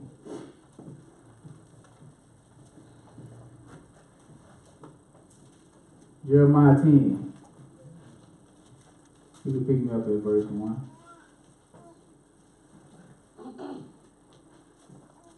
Jeremiah 10.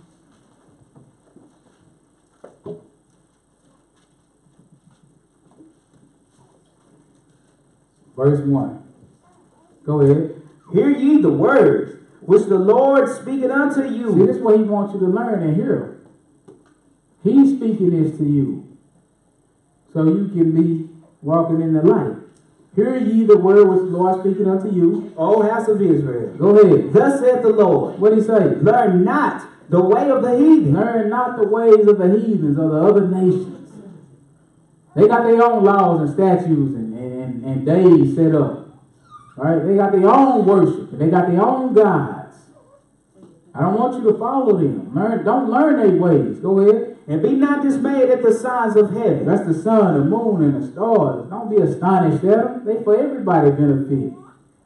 Because men worship the sun and the moon. And they give names to the sun, the moon, and the stars.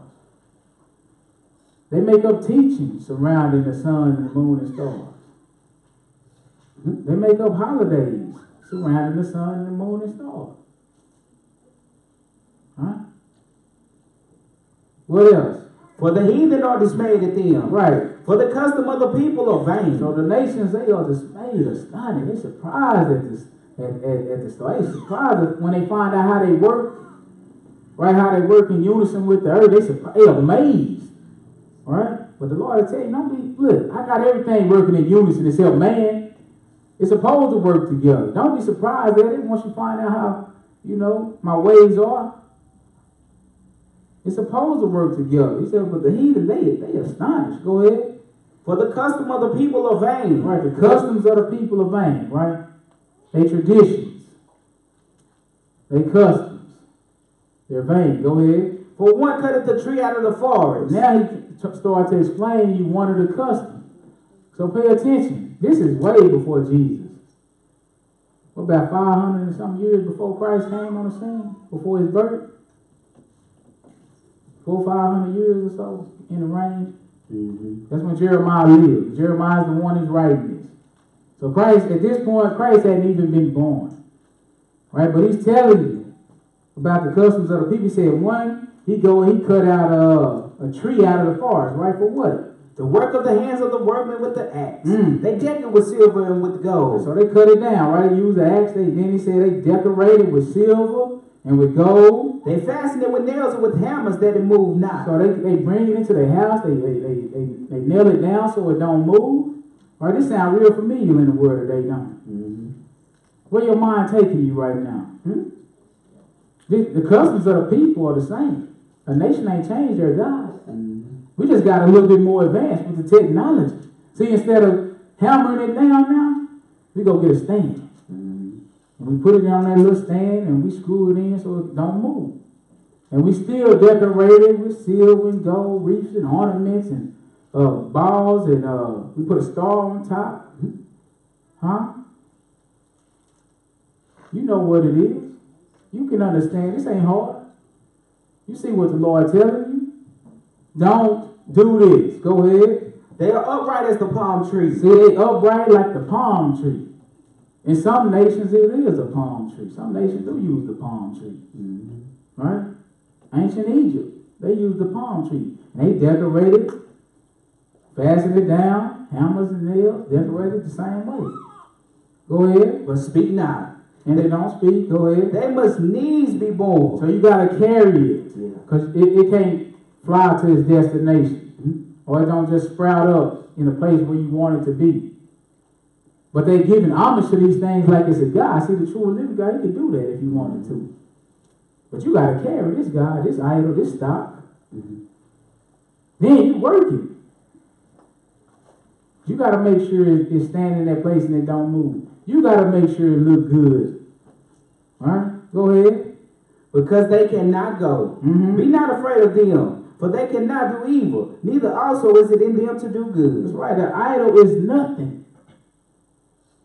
The idol is nothing. It can't do good. It can't do evil. It's nothing. It's just worthless. It's there. Go ahead. For as much as there is none like unto thee, O Lord. That's right. None like God. Go ahead. Thou art great. Yes. And thy name is great and mighty. Amen. Who would not fear thee, O King of nations? God is the King of nations. Who would not fear him? Go ahead. For to thee doth it appertain. To thee doth it appertain. What you mean it? He's talking about worship and service and homage and praise. Right? Like Psalm 116 say, praise the Lord, all ye nations. Praise him, all ye people. Because praise appertains to God. Go ahead. For as much as among all the wise men of the nations, and in all their kingdoms, there is none like unto thee. Amen. But they are altogether brutish and foolish. The stock is a doctrine of vanity. The stock, that's the idol. It comes with a doctrine. What type? Vanity. Of vanities. Lies and deception, worthlessness. It's not good for your soul. That's why he tells you don't do it. If he was cool with it, he wouldn't warn you against it. Or if it wasn't no big deal, if it was cool for just the kids, he wouldn't warn you against it. He know that these traditions and customs are going to take you away from God. Matthew 15 chapter tell you that. That's why he warned you against it. So by you doing this, you taking this, what appertains to him, worship, praise, service, homage, and you giving it to a stock or an idol. In this case, a tree. And you ain't gave God no money all year. But you go and you pay money for this tree. You go and you pay money for the decorations. You go and pay money for the stand. You go and pay money for gifts to go up under it. And then you bow down and put them gifts under it. And you bow down and pick them gifts up. And then you lie and just say Santa Claus put them up there. And then you give the doctrine around Santa Claus. They giving characteristics of Santa Claus that belong to God. They say he can fly across the world in one day. But he a man. First of all, what man fly? Huh? You 300 pounds, you can fly? Huh? So you 300 pounds, you can fit in a sled. You ever seen them circus rides? Or them carnival rides? Big people don't really fit good in them things. But you can ride in it with no problem. I'm talking about you got gifts for the whole world in the back. Like this ain't making, I don't even have a chimney. How you get in here? This ain't making, I told you adults play games. And you spread this foolishness all across the world. You know what they say? He got a red suit. He got black boots. Jesus, this Bible tell you, Jesus' feet was like burnt grass. He got a beard, long white beard. He said he got a vesture dipped in blood. They give Santa Claus that red suit. He know who been naughty and who been nice. I thought the Lord had the book of remembrance. So you giving, you made a God out of it. But we know it's nothing. It's an idol. It has no power. You have given the power to it. Right?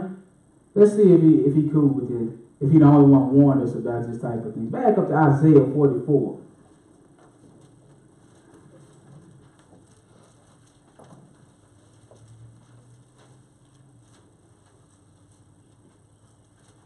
Isaiah 44. Pick me up around verse 8. Go ahead. Fear ye not, neither be afraid. Wow. Have not I told thee from that time and have declared it? Ye are even my witnesses. Is there a God besides me? That's right. Israel is God's witnesses. That's why we up here witnessing against you right now that it ain't no God besides the true living God. The God of Israel. Remember the Creator. Alright? Even though people gonna come to you and say it's many gods. It's only one. Go ahead. Yeah, there is no God. I know not any. This is what the Lord has said. Y'all don't know none. Go ahead. They that make a graven image are all of them vanity. And their delectable things shall not profit. That's right. It ain't gonna profit your soul. Go ahead. And they are their own witnesses. They see not nor know that they may be ashamed. Go ahead. Who hath formed a God or molten a graven image that is profitable for nothing? Yes. Behold, all his fellows shall be ashamed, and the workmen, they are men. Let them all be gathered together. Let them stand up, yet they shall fear, and they shall be ashamed together. He said, he told you all men are liars. That's why they come up with these things. I don't want to serve God. It's too hard. It's boring. We're gonna do this instead. Right? Go ahead. The smith with the tongues both worketh in the coals, and fashioned it with hammers, and worketh it with the strength of his arms. Yet he is hungry, and his strength faileth. He drinketh no water, and is faint. Man, you tell me that ain't service. You tired, you hungry, and you still keep working this thing and fashioning it as an idol. He said, you faint, you tired, you don't drink no water, you just keep going. You paying ultimate service to this thing. And it can't even help you. Go ahead. 13. The carpenter stretched out his rule. He marked it out with a line. He fitted it with planes. And he marked it out with the compass, and making it after the figure of a man, according to the beauty of a man. Yes. That it may remain in the house. Yes. He hewed it down, cedars, and taketh the cypress and the oak. Hewing it down means you cut it down. He said you cut down the cedar trees and the cypress trees and the oak tree. What else? Which he strengthened it for himself among the trees of the forest. Yes. He planted an ash, and the rain doth nourish it. Then shall it be for a man to burn. Man, it's tree service. You know, only thing he tells you is only thing is really good for is for a man to burn. Right? You put in all this work, all this time, effort, and energy, make it a God, give us some teaching, right? And he said it really ain't good for nothing but to burn. Go ahead. For he will take thereof and warm himself. That's right. So you will take part of the tree, warm yourself. Yeah, he kindleth it. He kindled it, right? And breaketh bread. He kindled the fire and he break bread. Go ahead, so that you eat. Back in the day, they used to kindle that fire so they can cook. Right? Go ahead. Yeah, he maketh a god and worship it. He maketh it a graven image and fall down thereto. Man. This tree service, tree worship. You made that. You fell down and worshiped it. You made it a graven image. Go ahead. He burned a part thereof in the fire. With part thereof he eateth flesh. Yeah. He roast. That's what they used to do to the Yule time log. They take part of the log of the tree, they cut it, and they burn it in the fire. And he said, they eat it and roll. You make a god out of it. What happened? He eateth flesh. He roasted roast, and is satisfied. Yeah, he warmeth himself and said, Aha, I am warm. I have seen the fire. What else? And the residue thereof he maketh a god. So the remainder of it, you make a god out of it. What? Go ahead. Even his graven image. You make it. Go ahead. He falleth down unto it, and worshipeth it, and prayeth unto it, and said, Deliver me, for thou art my God. Go ahead. They have not known or understood. What? For he has shut their eyes. See, you ain't trying to get not the truth. You don't shut your eyes to the truth so that you can keep this tradition. That you can keep this tradition. Go ahead. That they cannot see, and their hearts that they cannot understand. You did that to yourself. Go ahead. And none considereth in his heart. What? Neither is there knowledge nor understanding to say, What? I have burned part of it in the fire. See, you don't even think common sense wise. This supposed to be your God. You paying homage to it. You ain't even think, I done burnt this. And it's burning up. If it was a God, how would it burn up? But you don't even consider that. You don't even stop and think. Go ahead. Also I have baked bread upon the coals thereof. I have roasted flesh and eaten it. That's your sacrifice. We got Christmas dinner. You put time, energy, and much effort. Get up early, cooking. All right, slave over the stove. Call the family to it. All y'all in agreement. Exchange gifts. All right. You can't find this nowhere in the scriptures. Go ahead. And shall I make the residue thereof an abomination? Yeah. Shall I fall down to the stock of a tree? What? The idol of a tree. It's an idol. You brought it in your house. You thought that much of it to bring it in your house. Huh? So you don't just bring anything into your house, do you? Go out and get a rat and bring it in. You're not going to do that, right? Because you know you don't think that high level rat, but this tree right here, you bring it in. You fashion it. You take care of it. You burn part to keep you warm. You sacrifice to it, bow down. He said, fall down to a stock of a tree. And the Lord is telling you, don't do this. And the whole world is cool with doing it. Right? It's a shame. And Jesus' birth is nowhere near the 25th of December. His birth is recorded in the Bible, but don't tell you the date. We'll read it. But let's read a little bit of his history right quick before I forget. So, like we said, Christmas, right? They was doing it right here even before Christ. Jeremiah was before Christ. They've been doing this before Christ. Only thing was it wasn't called Christmas back then. They call it Yule or Yuletide. They call it winter solstice. They call it Saturnalia. All of these are the same as Christmas. It's just in these more modern times they call it Christmas, so that we can convert those pagans. Right? Let's start out with that definition, the one about Christmas right here, and then we'll see how it got transferred into Christianity. You know, so I read them the definition. Well, this is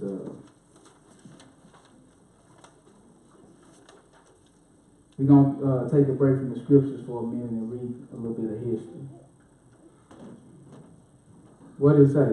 What book is that? The Zondervan Pictorial Bible Dictionary. Go ahead. Christmas. Mm-hmm. The anniversary of the birth of Christ. That's what they say. And its observance. Mm-hmm. Celebrated by most Protestants and by Roman Catholics Mm-hmm. on December 25th. So you didn't know you was a Catholic? That's what they celebrated. On when, you say? On December We're 25th. going to find out how we got to that date.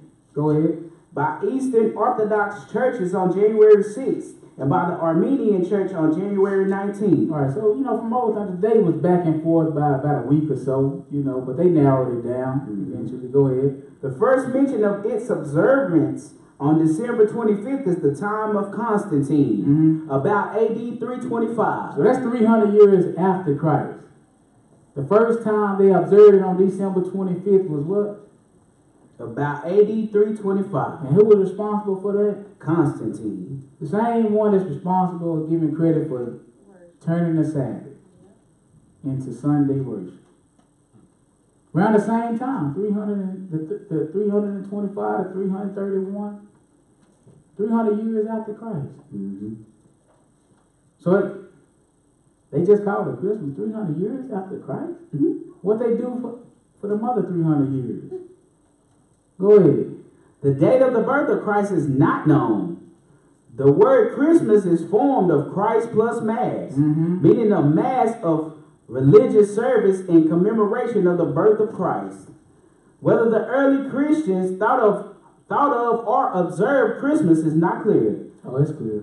Go ahead. One introduced the observance spread throughout Christendom. Some Christians' bodies disapproved of the festival. Right. Many customs of pagan origin have become a part of Christmas. So the customs, they are pagan origin. The pagan started. They originated from pagan. Go ahead. Example, the Christmas tree. Yeah. But most of these no longer have a heathen connotation, but have acquired a Christian meaning. Example, the Christmas tree points upward to God and reminds us of his gifts. It's funny. But it has nothing to do with that. You saw Isaiah and Jeremiah warned you about it. And you go ahead and do what you want, but you've been warned. All right, you finished that? Okay, get that right here. Let's see how this one right here. We'll go to that one next. Huh? That one, yeah. And then because we finna see how it. We know it's 300 years after Christ. See how it got trickled down to us. They were celebrating, it just wasn't called Christmas. They didn't call it Christmas until the 3rd century. Right, go ahead. English historian Bayes' Historia Ecclesiasticus Gentis Anglorium contains a letter from Pope Gregory I. Okay, so it's a letter from Pope Gregory I, right? Catholic Pope. Go ahead. Pope from 3 September 590 to his death in 604. To Saint Mellitus, who was then on his way to England to conduct missionary work. So he on his way to England, right? He want to conduct some missionary work. Right, what happened? Among the pagan Anglo-Saxons. So he among the pagans. Go ahead. Pope Gregory I suggested that converting heathens would go easier if they were allowed to retain the outward forms of their traditional pagan practices and traditions. So he said we can convert them if you let them keep their traditions and their practices. It'll be easier to convert them to Christianity. All right, go ahead. While recasting those traditions spiritually towards the Christian God instead of their pagan devils. So they recast them or remasked those traditions toward the Christian God. So instead of it being Yule or Yuletide, they slap the name Christmas on it. But the traditions are the same. The customs, they the same. Right, go ahead. To the end that while some gratifications are hourly permitted them, they may the more easily consent to the inward consolations of the grace of God. He was, said Pope Gregory. Mm-hmm. He was one of the main ones in getting paganism mixed into Christianity. Get that part. Yeah. And then we'll get there one paper that says Christmas. This is the last 2 million years. This is the history book, page 144, and we're going to read page 216. Because Satan got ministers. Right? The Catholic Church is responsible for a lot of missionary work, a lot of mingling Christianity with paganism. Right? They had the Bible down in one language, Latin. The language that they spoke, the official language of the Catholic Church. Mm-hmm. So they was the more educated men. Mm-hmm. Whatever they was giving to the masses, they was taking. Go ahead. The mission of St. Augustine. All of them got a mission. Mm-hmm. All right, go ahead. Although the British church was revitalized by the Irish arriving from the West, a church based on remote monastic settlements could not cater for the spiritual needs of the ordinary people. What else? To deal with this situation, Pope Gregory, at the end of the 6th century, sent St. Augustine to England at the head of a band of missionaries. The church they founded was closer in organization to the continental modern with central bishoprics at Canterbury. So we reading that. I'll let you read. Keep going. In York and subsidiary sees at places like Rochester and Dorchester. Their mission was largely successful, and by the middle of the 7th century, paganism was dwindling in England. Mm-hmm. Worship of the old gods did not die out at once. Right, so the worship of the old pagan god, they still was around and it was kind of thriving. Mm-hmm. So we said, Greg, I'll let you read this portion. Go ahead. Gregory himself advised his missionaries to leave the pagan shrines alone. All right, leave it. Don't even turn them down. You know, Lord tell you to turn all that stuff down. Mm-hmm. Destroy their idols and their pictures and their images. But they left them up. All right, go ahead. And to try to introduce Christian worship only gradually alongside pagan practice. So let's keep them pagan practice and let's just slide Christianity in a little at a time. Mm-hmm. All right? Because they trying to appease the ones that ain't celebrating or ain't in Christianity. They let them keep their own ways and traditions, and they trying to convert them over. Go ahead. This mingling of Christianity and paganism is the reason why Christ's birthday is celebrated on December 25th. So it's not in the scriptures, but they mixed Christianity and paganism, and then they came up with the day December 25th. That's why Christ's birthday is December 25th. Because they mixed Christianity and paganism. All right, it's not in the scriptures. This is how they did it. Go ahead. The date of the pagans' winter festival. So now we see what's happening. They already had pagan festivals or pagan feast days set up. Yule time, winter solstice, right? Saturnalia. That's what they was. This was during the 25th day of December, along that whole week, right? So now they came up. We're gonna put Christmas. We're gonna let y'all keep y'all little feast days. We just gonna call it Christmas, right? So you need to know what you're doing. All right, go ahead. This is page 216. No, just highlight the portion. Yeah. Pagan rites absorbed. Mm-hmm. So how do we absorb those pagan rites? And go ahead. By a stroke of tactical genius. That was a magnificent plan. Mm-hmm. The church. Almost a genius. Take a genius to come up with something like this. When they say the church, they talking about the Catholic Church. Go ahead. While intolerant of pagan beliefs, was able to harness the powerful emotions generated by pagan worship. Mm-hmm. Often, churches were cited where temples had stood before. That's right. That's what we was just reading. They didn't tear down the old temples, the old pagan worship places. They just put churches on top. Go ahead. And many heathen festivals were added to the Christian calendar. Many heathen festivals was added to the Christian calendar. Like what? Easter, for instance. Man, what? Christ died and rose? Easter, for instance. You said pagan? Yes, sir. I thought that was because Christ died and rose. Mm-hmm. You know not what you worship. Mm-hmm. Go ahead. A time of sacrifice and rebirth in the Christian year takes its name for the Norse goddess Esteroth. It's not even named after Christ. Mm-hmm. Another god, a female god, a goddess, named Esteroth, Ashtaroth. Go ahead. And whose honor rites were held every spring. She in turn was simply a northern version of the Phoenician earth mother, Astarte. So, remember that Tower of Babel? Everybody was spread it. They took their doctrine with them, though. The same God, different name in other cultures. That's how it is. That's how I can deceive the world if I'm saving. Keep the same tradition and stuff, just rename it. Keep the same gods, the same tradition, and we just put another name on it. You can keep your name, I can keep my name, right? We good. We all agree. Go ahead. Goddess of fertility. Easter eggs continued an age-old tradition in which the egg is a symbol of birth, and cakes which were eaten to mark the festivals of Astarte and Astaroth. So this is the same thing for Christmas.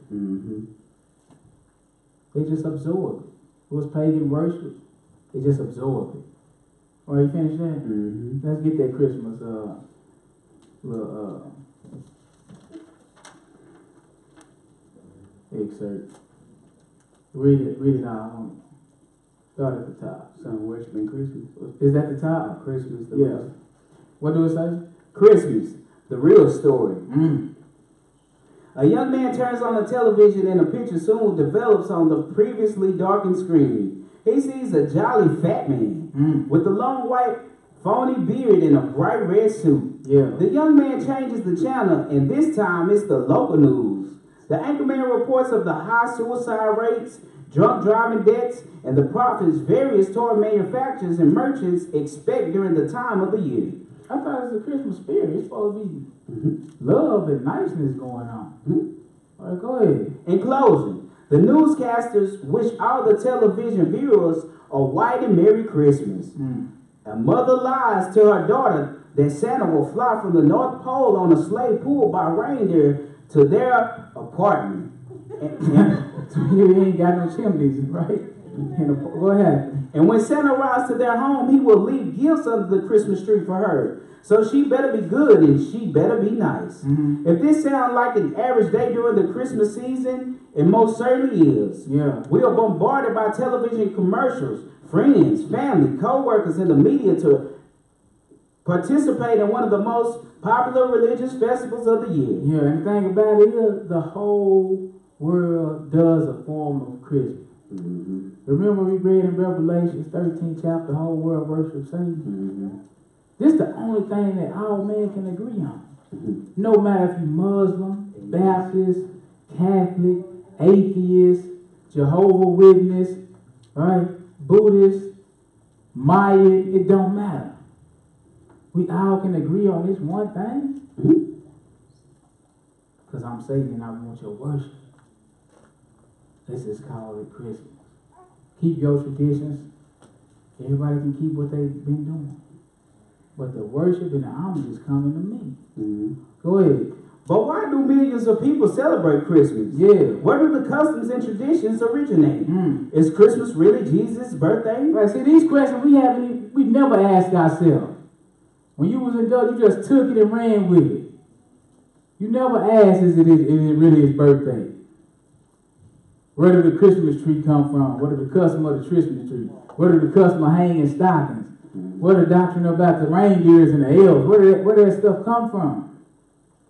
Right? You never asked yourself. You just went along with it. Because you was getting something, a present. You was profiting. You was getting a present, so it didn't matter to you. So I said, you blinded by a gift. Right? Go ahead. It would seem that Christmas would have been invented by a marketing genius for shopping malls and business merchants. But actually, Christmas origins and customs came into play even before Christianity. What? Yes, sir. Before Christmas? Yes, sir. So how's it going to be Christ's birthday? It's before. Go ahead. Christmas. December 25th is a religious as well as a secular holiday. That's why even if you look in the world today, if you ain't saying nothing about Christ and Christmas. It's all about what you can buy, what sales going on, right? What party you going to, right? Christ had absolutely nothing to do with it. Matter of fact, it's secular too. Happy holidays. We ain't even got to call it. It's the same thing. Happy holidays though. Right? Marketers, the merchantmen, business, they getting rich while we getting poorer. Go ahead. Christmas is designated by many governments as a national holiday. See? That's how Satan gave the governments their power, their seat, and their great authority. So he could make it a holiday, right? Go ahead. And on most calendars as the birthday of Jesus Christ. Even though no one knows the exact date when Jesus was born. Right. Scholars agree that there is no doubt Jesus was not born in the winter, nor December 25th. They agree on it. It's a known fact. It's a known fact Christ wasn't born in the winter. It's a known fact he wasn't born on December 25th. So if it's a known fact, that means Christmas is a lie. Because the facts tell us that he wasn't born on December 25th. He wasn't born in winter. All right? We're going to do it anyway, though. Yeah. Go ahead. The paradox of it all is there is no mention of Christmas in the Bible. Neither did Jesus, his apostles, nor any scripture in the Bible command to observe this day. So who's going to be more Christian than the apostles? They didn't celebrate it.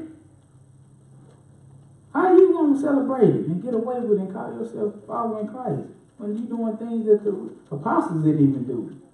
What else? In fact, the actual connection of Christmas is traced to ancient pagan festivals. Now that's how we can trace it down now. Since we know that Christ and the apostles didn't do it, we can trace it down to pagan roots. Right? And we know the pagans worship devils. That's the danger. They got you worshiping the devil without you knowing it. Come on. Did you know that in the United States, traditional Christmas customs were at first suppressed, as in England under the Commonwealth, because of the Puritan objection to them? That's right. Christmas didn't even come to place in the U.S. They didn't even accept it wild until like 1860. They didn't accept it at first. They knew it was false. But now we can't wait. We'll rush the whole year by to get to this holiday. Right? Go ahead. Some worshiping Christmas. Some worshiping Christmas. During the latter periods of Roman history, sun worship gained in importance. That's right. Go ahead. And ultimately led to what has been called a solar monotheism. Influence from Oriental sun cults contributed to an already existing tendency. See, man always has worshipped the sun and the moon and the stars. It's always been the ways of the heathen. That's why the Lord told you, don't be dismayed at the signs of heaven. They already doing it, worshiping. It's sun to worship. The S-U-N. Go ahead. Nearly all the gods of the period were possessed of solar qualities, and both Christian and Mithra acquired the traits of solar deities. Solar, sun. Deities, God, sun God. They acquired them traits. You said what? Christmas and Mithra? It's the same thing. Remember that Tower of Babel again?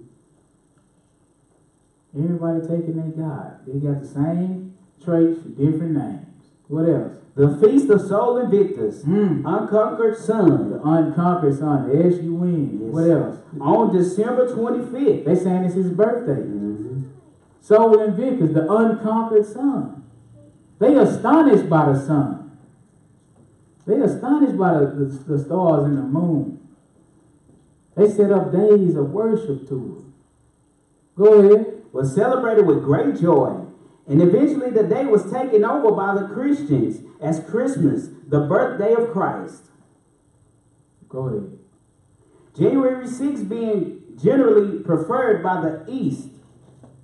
The ancient sun festivals required the lighting of fires to give encouragement to the sun, just as many have Christmas lights. and candles as part of today's Christmas tradition. So he said, like the sun needs to be encouraged to give his light. Mm-hmm. He said they was lighting candles and to give encouragement to the sun. Right? He said that's where we got the tradition of Christmas lights from. Mm-hmm. The sun don't need you to encourage it. It do the same thing every day, all day. Right? It got orders from God. It don't need your help. Go ahead. The terminology of the Yuletime season is taken from Druids. Mm. The word Yule comes from the Anglo-Saxon word Yule, meaning a round wheel. Mm-hmm. It is an appearance, it is an appropriate symbol for the roundness of the sun. This round symbol that is intended to give reverence to the sun can still be found in the form of the round wreaths. So the wreaths, that's why they circular.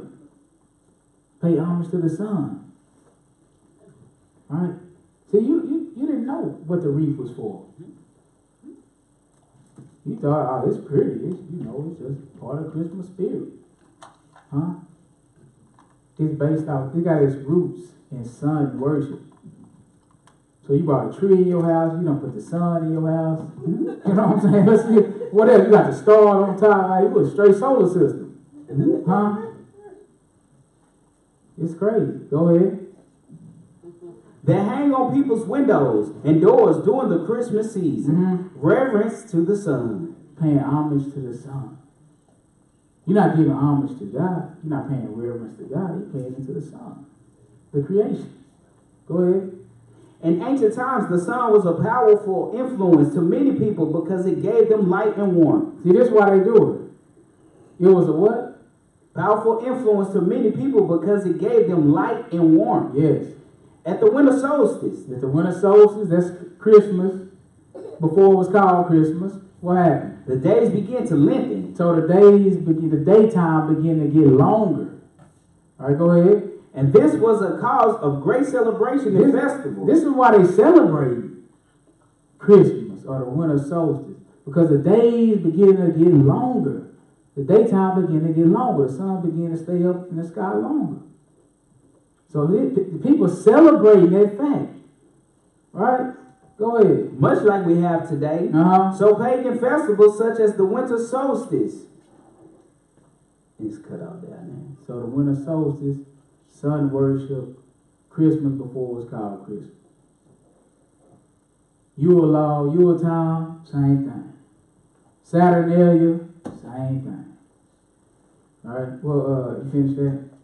All right, get the highlighted portion. What do it say? Christmas in modern Christianity. Even though historical scholars agree that Christ was not born on December 25th. You going? What it say? Christmas is probably the best example of paganism being grafted into Christianity. It's the best example. Go ahead. Christians began to celebrate Christmas about 200 AD, but they observed it in varying dates because the exact date of Christ's birth was unknown. In 354 AD, December 25th was declared to be the birth date of Christ. And that's why we got on December 25th every year now. Go ahead.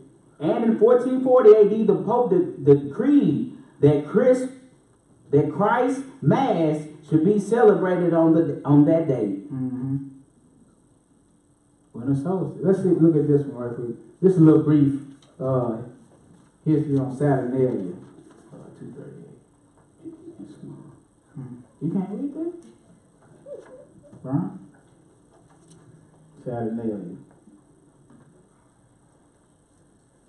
Just read it right there. So Saturnalia, winter solstice, Yule, it's all the same. Go ahead. Saturnalia. In ancient Rome, the annual festival of Saturn, originally a rustic merrymaking of unknown antiquity, probably celebrating the winter solstice. See? Winter solstice, Saturnalia, same thing. Christmas. Go ahead. It was kept under the Republic on December 19th. Yeah, because remember, the date of the 25th of December didn't get placed in the law as the date of Christmas until 3rd century AD. All right, go ahead. Extended by Augustus to 3 days, December 17th through the 19th, and later to a week. Yes. Schools and law courts were closed. Is that still happening? Mm-hmm.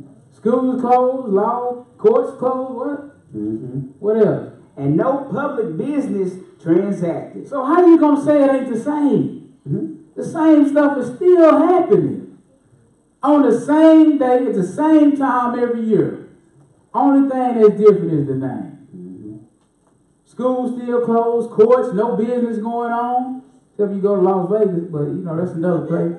But ain't nothing else happening. Everything shut down. Same thing. What is that it? Slaves enjoy freedom of speech and temporary liberty. See, that's just a trick. They let the slaves have liberty and freedom, address them as a mock king for a week during this time, right? But when his season was over, they killed him. Mm-hmm. They killed him. It was a trap. That's sad. Because it's during Christmas time. Go ahead. That's it. Let's go. Let's get that page 70. We're gonna get back to the scriptures after this one. I only got a couple more. I see you, baby. I only got a couple. Give me two. Please. Right? Page 70. Are you laughing? Your legs tired? Yeah. I'm just trying to wait on them to get there. You ready? Mm-hmm. Okay, read that second half of that. This This 70, right? 70. Yeah, right. Read that. Start right. Start at winter solstice. Yeah. Now start. Read the Occult holidays and Sabbaths. the occult. That means like hidden knowledge. So they got the code. They got their own holidays and hidden Sabbaths. Right. Go ahead. The Satanist believes They Satanists. What they believe? that numbers contain inherent power. They believe numbers have power. So they align their whole life around certain numbers. Mhm. Right. Go ahead. Thus, they literally order their lives by occult numerology. Mm-hmm. Some numerology also is a key component in astrology. Yes. Another system of divining that Satanists observe very closely. Say sun, moon, star. Right. Astrology. What else? The occult solar calendar is divided into 4 segments So they divide the calendar, the year, into 4 segments. Go ahead. of 13 weeks each. So each segment or each section is 13 weeks. All right? 13 is a very important number to Satanists. Go ahead. These periods are as follows, Mm-hmm. with significant dates noted. Yeah. Winter solstice, That's winter solstice. What is that? 13 weeks. Now I'm asking the question. What's winter solstice? What you say about it? Winter solstice, 13 weeks, minor Sabbath. Got a minor Sabbath. See, Satan desire worship too. He got his Sabbath days. He got his priest. Right? He ain't just coming to you violently all the time. He got to deceive. He hunting men's souls. Just like Nimrod. Go ahead. December 21st through the 22nd. Winter solstice, or Yule. Or Yule. Same thing. Go ahead. One of the Illuminati's human sacrifice nights. This is a sacrificial night for them. Go ahead. February 1st and 2nd. Candleman's. No, skip there. Where you at with it? Right there. You skip over here. Yeah, let's skip over here. So they got the winter solstice, spring equinox, summer solstice, right? And now all these days they provide sacrifice, right? Pick you up, right there. Go ahead. December 21st through the 22nd. Yule. When the sun begins its northward track in the sky. We dealing with the sun again. It begins its northward track in the sky, meaning the day it begins to stay in the sky long. The daylight begins to get longer. This is what we celebrate. The sun staying in the sky longer. Go ahead. And days begin to grow longer again. Yeah. Pagans celebrated the winter solstice by burning the Yule log. Uh-oh. Go ahead. Since the sun had reversed itself and was now rising in the sky, pagans believed this was a sign that human sacrifices carried out in Samhain or Halloween had been accepted by the gods. Okay, so people that, Halloween was one of their most holy days. During that time, they honor give human sacrifices to appease their God. All right? So the weeks go on, right? And once they see that sun, the weeks go on, you know, it go to November, December. Once they see that sun start to get longer in the sky, to them that's a sign that their sacrifice has been accepted. The sacrifice they provided in October and on Halloween has been accepted. That's why we celebrate. He accepted our sacrifice, right? Go ahead. The Roman Catholic Church later changed the winter solstice celebration to December 25th, calling it Christmas. That's how we got it. Go ahead. Christmas. Uh-huh. The festival of Christmas was celebrated by pagan societies many centuries before the birth of Christ. Keep going. Yeah, everybody understand that. Come on. Historian Alexander Hislop wrote extensively about the festival in his book, The Two Babylons. What happened? Regarding its origin, he states, indeed, it is admitted by the most learned and candid writers of our parties that the day of the Lord's birth cannot be determined. However, today it can be determined with great accuracy that Jesus was born near September 2nd, 5 BC. Go ahead. See a harmony of the gospel in modern English, the life of Jesus Christ. Go ahead. And that within the Christian church, no such festival as Christmas was ever heard of till the 3rd century. The Christians, it wasn't even heard of. Christmas wasn't nowhere to be found until the 3rd century. Where you at? At the end of Okay. And that not till the 4th century was far advanced did it gain much observance. How then did the Roman Church fix on December 25th as Christmas Day? Go ahead. Why thus? Long before the 4th century and long before the Christian era itself, a festival was celebrated among the heathen at the precise time of the year. Same time of year. In honor of the birth of the son of the Babylonian queen of heaven. Oh my goodness. We honoring the Babylonian son, God, the queen of heaven. The Bible tell you don't do that too. Isaiah 7. Jeremiah 7, child. Everything that the Lord tells us don't do, that's what we do. Right? Then we pass it off like it's Christian, like it's of the Lord. But it ain't. They're just using his name, right? Go ahead. And it may fairly be presumed that in order to conciliate the heathen and to swell the number of nominal adherents of Christianity. So we're just trying to get more people into this thing. Regardless how we got to do it, we're going to do it. All right, go ahead. The same festival was adopted by the Roman Church, giving it only the name of Christ. That's it. Go ahead. The Christmas tree, now so common among us, was equally common in pagan Rome and Egypt. Yeah. In Egypt, the tree was a palm tree. See, that's why I told you. It's upright like the palm tree. He said some places like the fir tree. All right, go ahead. In Rome, it was the fir tree. In Rome, it was the fir tree. In Egypt, it was the palm tree. Go ahead. The palm tree denoting the pagan Messiah. Not the real Messiah. The pagan one. Go ahead. As Baal Tamar. The fir referring to him as Baal Berith, the mother of Adonis, the sun god, and great mediatorial divinity. So as you can see, it has nothing to do with Christ. Yes. Go ahead. Was mystically said to have been changed into a tree, and when in the state to have brought forth her divine son. If the mother was the tree, the son must have been recognized as the man, the branch. You know that's Jesus' name. The branch. Go ahead. The birthday of the unconquered son. Yeah. Go ahead. Is further described by Samuel Bakiokai. Yeah. In his book, From Sabbath to Sunday. The adoption of the 25th of December from the celebration of Christmas is perhaps the most explicit example of sun worship. Oh. It's the best example we got of sun worship. Lord told you Deuteronomy, don't do this. Deuteronomy 4th chapter. He said, don't make no image of nothing that's in heaven. Sun, the moon, the stars, nothing that's in the earth, man. Nothing that's under the earth, right? Go ahead. Influence of the Christian liturgical calendar. It is a known fact that the pagan feast of the deist Natolis Sol Invicti, the birthday of the invincible sun, The S-U-N, son. The birthday of the sun. What? was held on that date. Go ahead.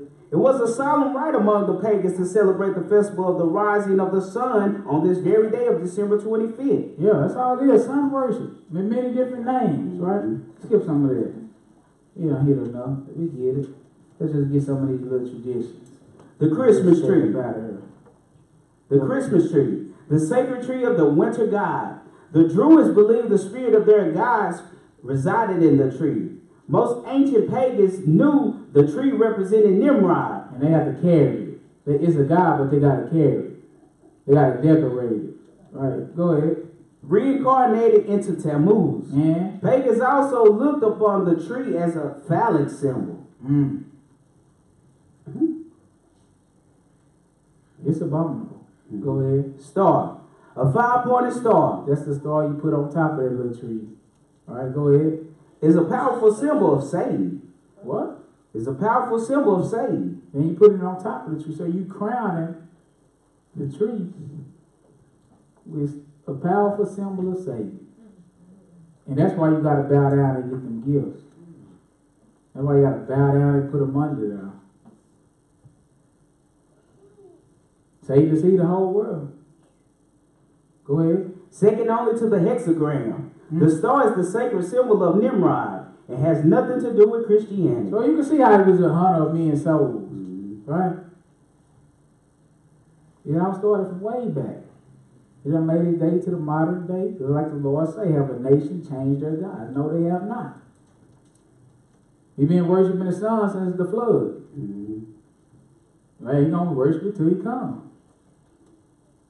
Well, but the Lord, it ain't like he ain't warning us against it though. You got plenty of warning. Go ahead. Candles represents the sun's God's newly born fire. Pagans the world over love and use candles in their rituals and ceremonies. Certain colors are also thought to represent specific powers. The extensive use of candles is usually a very good indication that a service is pagan, regardless of the outward trappings. Mistletoe is the sacred plant of the Druids, symbolizing pagan blessings of fertility. Thus, kissing under the mistletoe is the first step in the reproductive cycle. Wreaths are associated with fertility and the circle of life. Being circular, they also represent the female sexual organ. Santa Claus, the mythical attributes and powers ascribed to Santa are eerily close to those possessed by Jesus Christ. Reindeer. But when are we going to get to something to do with the Lord? It's his birthday. The whole day should be about. I'm missing something. I'm missing the bridge. Somebody put it together for me. Because we've been talking about sun and moon and phallic symbol. I haven't heard nothing about Christ. I haven't heard nothing. What's going on? Go ahead. Reindeer are horned animals representing the horn god or the stag god of pagan religion. Santa traditionally has a team of 8 reindeer in satanic geometric. 8 is the number of new beginnings or the cycle of reincarnation. Elves are imp-like creatures who are Satan's little helpers or Satan's demons. Satan's demons. His little helpers. What else? Green and red are the traditional colors of the season, as they are the traditional pagan colors of winter. What else? December 25th was also known to the Romans as Saturnalia, a time of deliberate debauchery. Drinking through repeated toastings known as wassail was a feature of this celebration. They're getting drunk with it.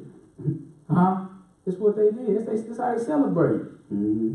Right? That's why we got to close all of the schools and the law offices and everything. They in on it.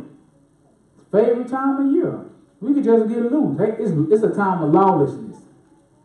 Right? When you're dealing with God, he never give you that time. You never have a time of lawlessness. Right? It's a time of so much lawlessness. They let the slave be a mock king. No law. Go ahead. The mistletoe symbolized fornication, and the entire event was finished with a great feast, the Christmas dinner. That's right. That's the sacrifice, the ultimate, the climax. Christmas dinner. Honey baked ham. Huh? Ham and everything. Greens. Right? It's supposed to be healthy. You done polluted. Huh? Just might as well eat some more ham. Right? I'm gonna just, when you don't know God, that's how you add sin on top of sin on top of sin. I mean, you heaping it up like a mountain. Mm-hmm. And when it come to judgment day, you gonna be done for. There's absolutely nothing you can say. You lived a whole life practicing sin. Every year, you practiced it. He called you a worker of iniquity. That's the only thing your hands worked was iniquity. The only thoughts your mind formulated was iniquity, sin. Right? That's the danger. It's idolatry. Everything we've been reading, been dealing with other gods, Baal, the sun, the unconquering sun, Mithra, right? Babylonian god. That's idolatry. That's the first commandment. Have no other gods except me. Tammuz, Nimrod reincarnated. Fertility goddesses. I mean, just straight lawlessness. That's it. Let's see. Go to the scripture. A couple places, Matthew 2. We're going to read about December 24th, 5th in the Bible. It's the birth of Jesus. He should tell us when he's born, right?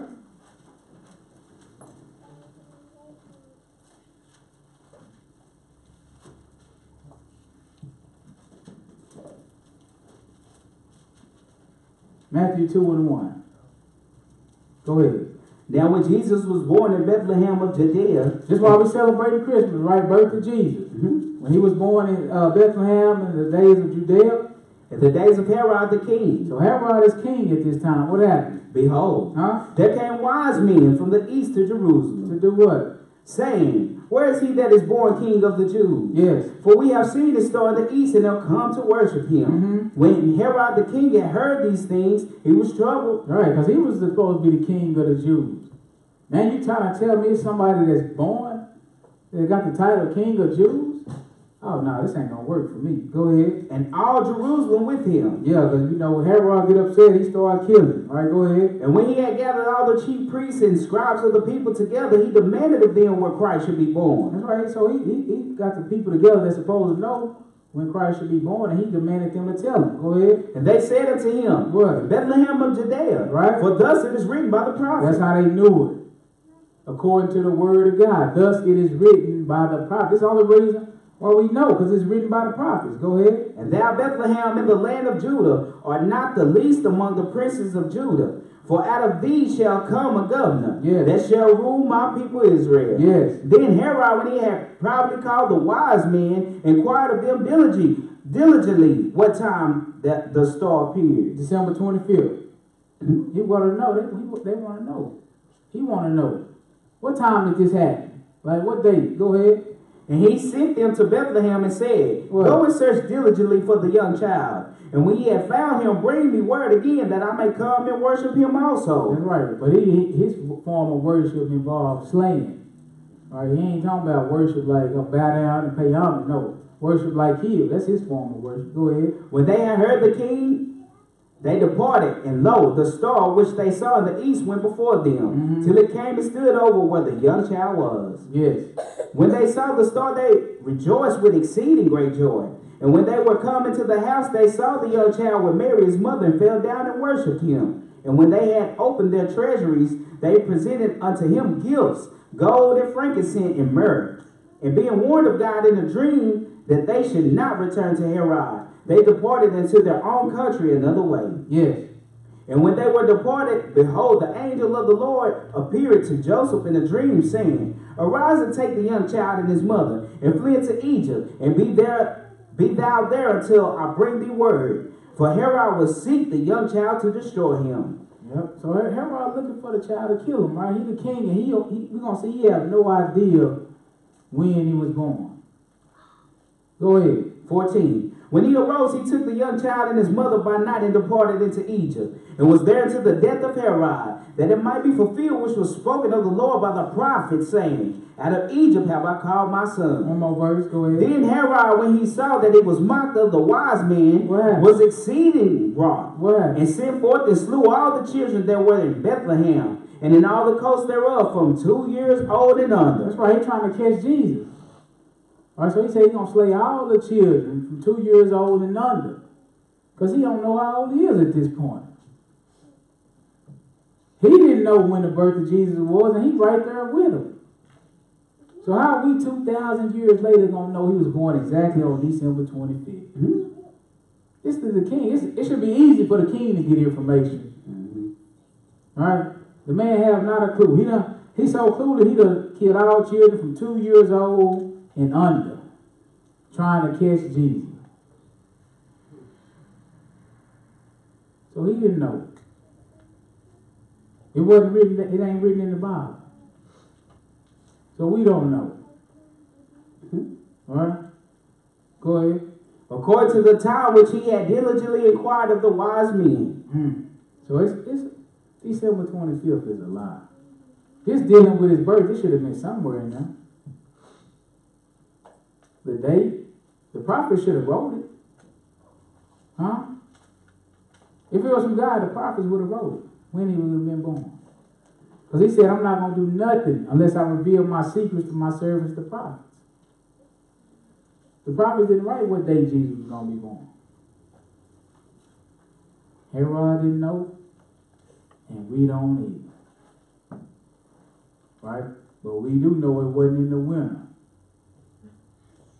We do know it wasn't on December 25th. We know they gave us December 25th so that they can keep their feasts, the winter solstice, Yule time, Saturnalia, so that they can keep their traditions. And so I can get more Christians to do it. Let's call it Christmas. Everybody on the same accord. The whole world worships Satan. Mm-hmm. Everybody in agreement. Right? But it's a lie. Revelation 21 and 8. And it calls you to commit idolatry, which is to break the first commandment, which I'm about to show you the punishment. Just in case you want to keep doing it, just give you a little something to think about.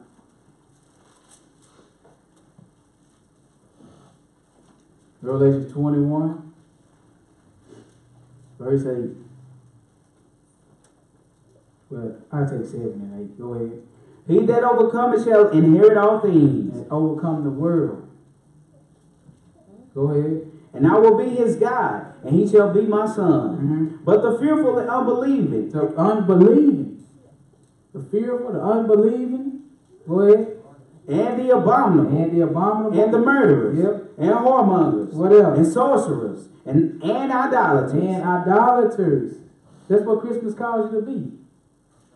Celebrating Christmas calls you to be an idolater. And what else does it cause you to be? And all liars. And a liar. It's a lie. It's a Christmas lie. It's not the birth of Christ. That's a lie. Go ahead. Shall have their part in the lake which burneth with fire and brimstone. What's that? Which is the second death. That's eternal death. It's that real.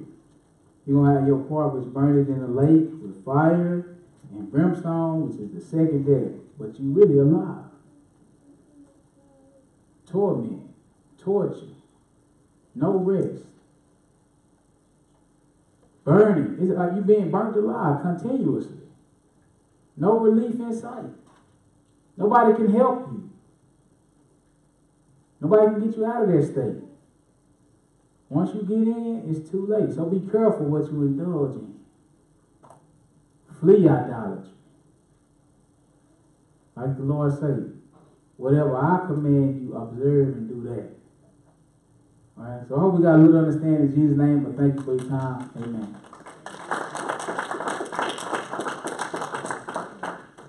Get a few scriptures out there. Clap, because it's over. Mm-hmm.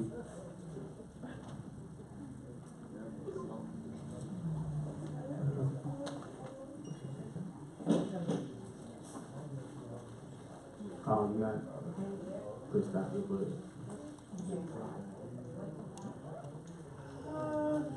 it is time.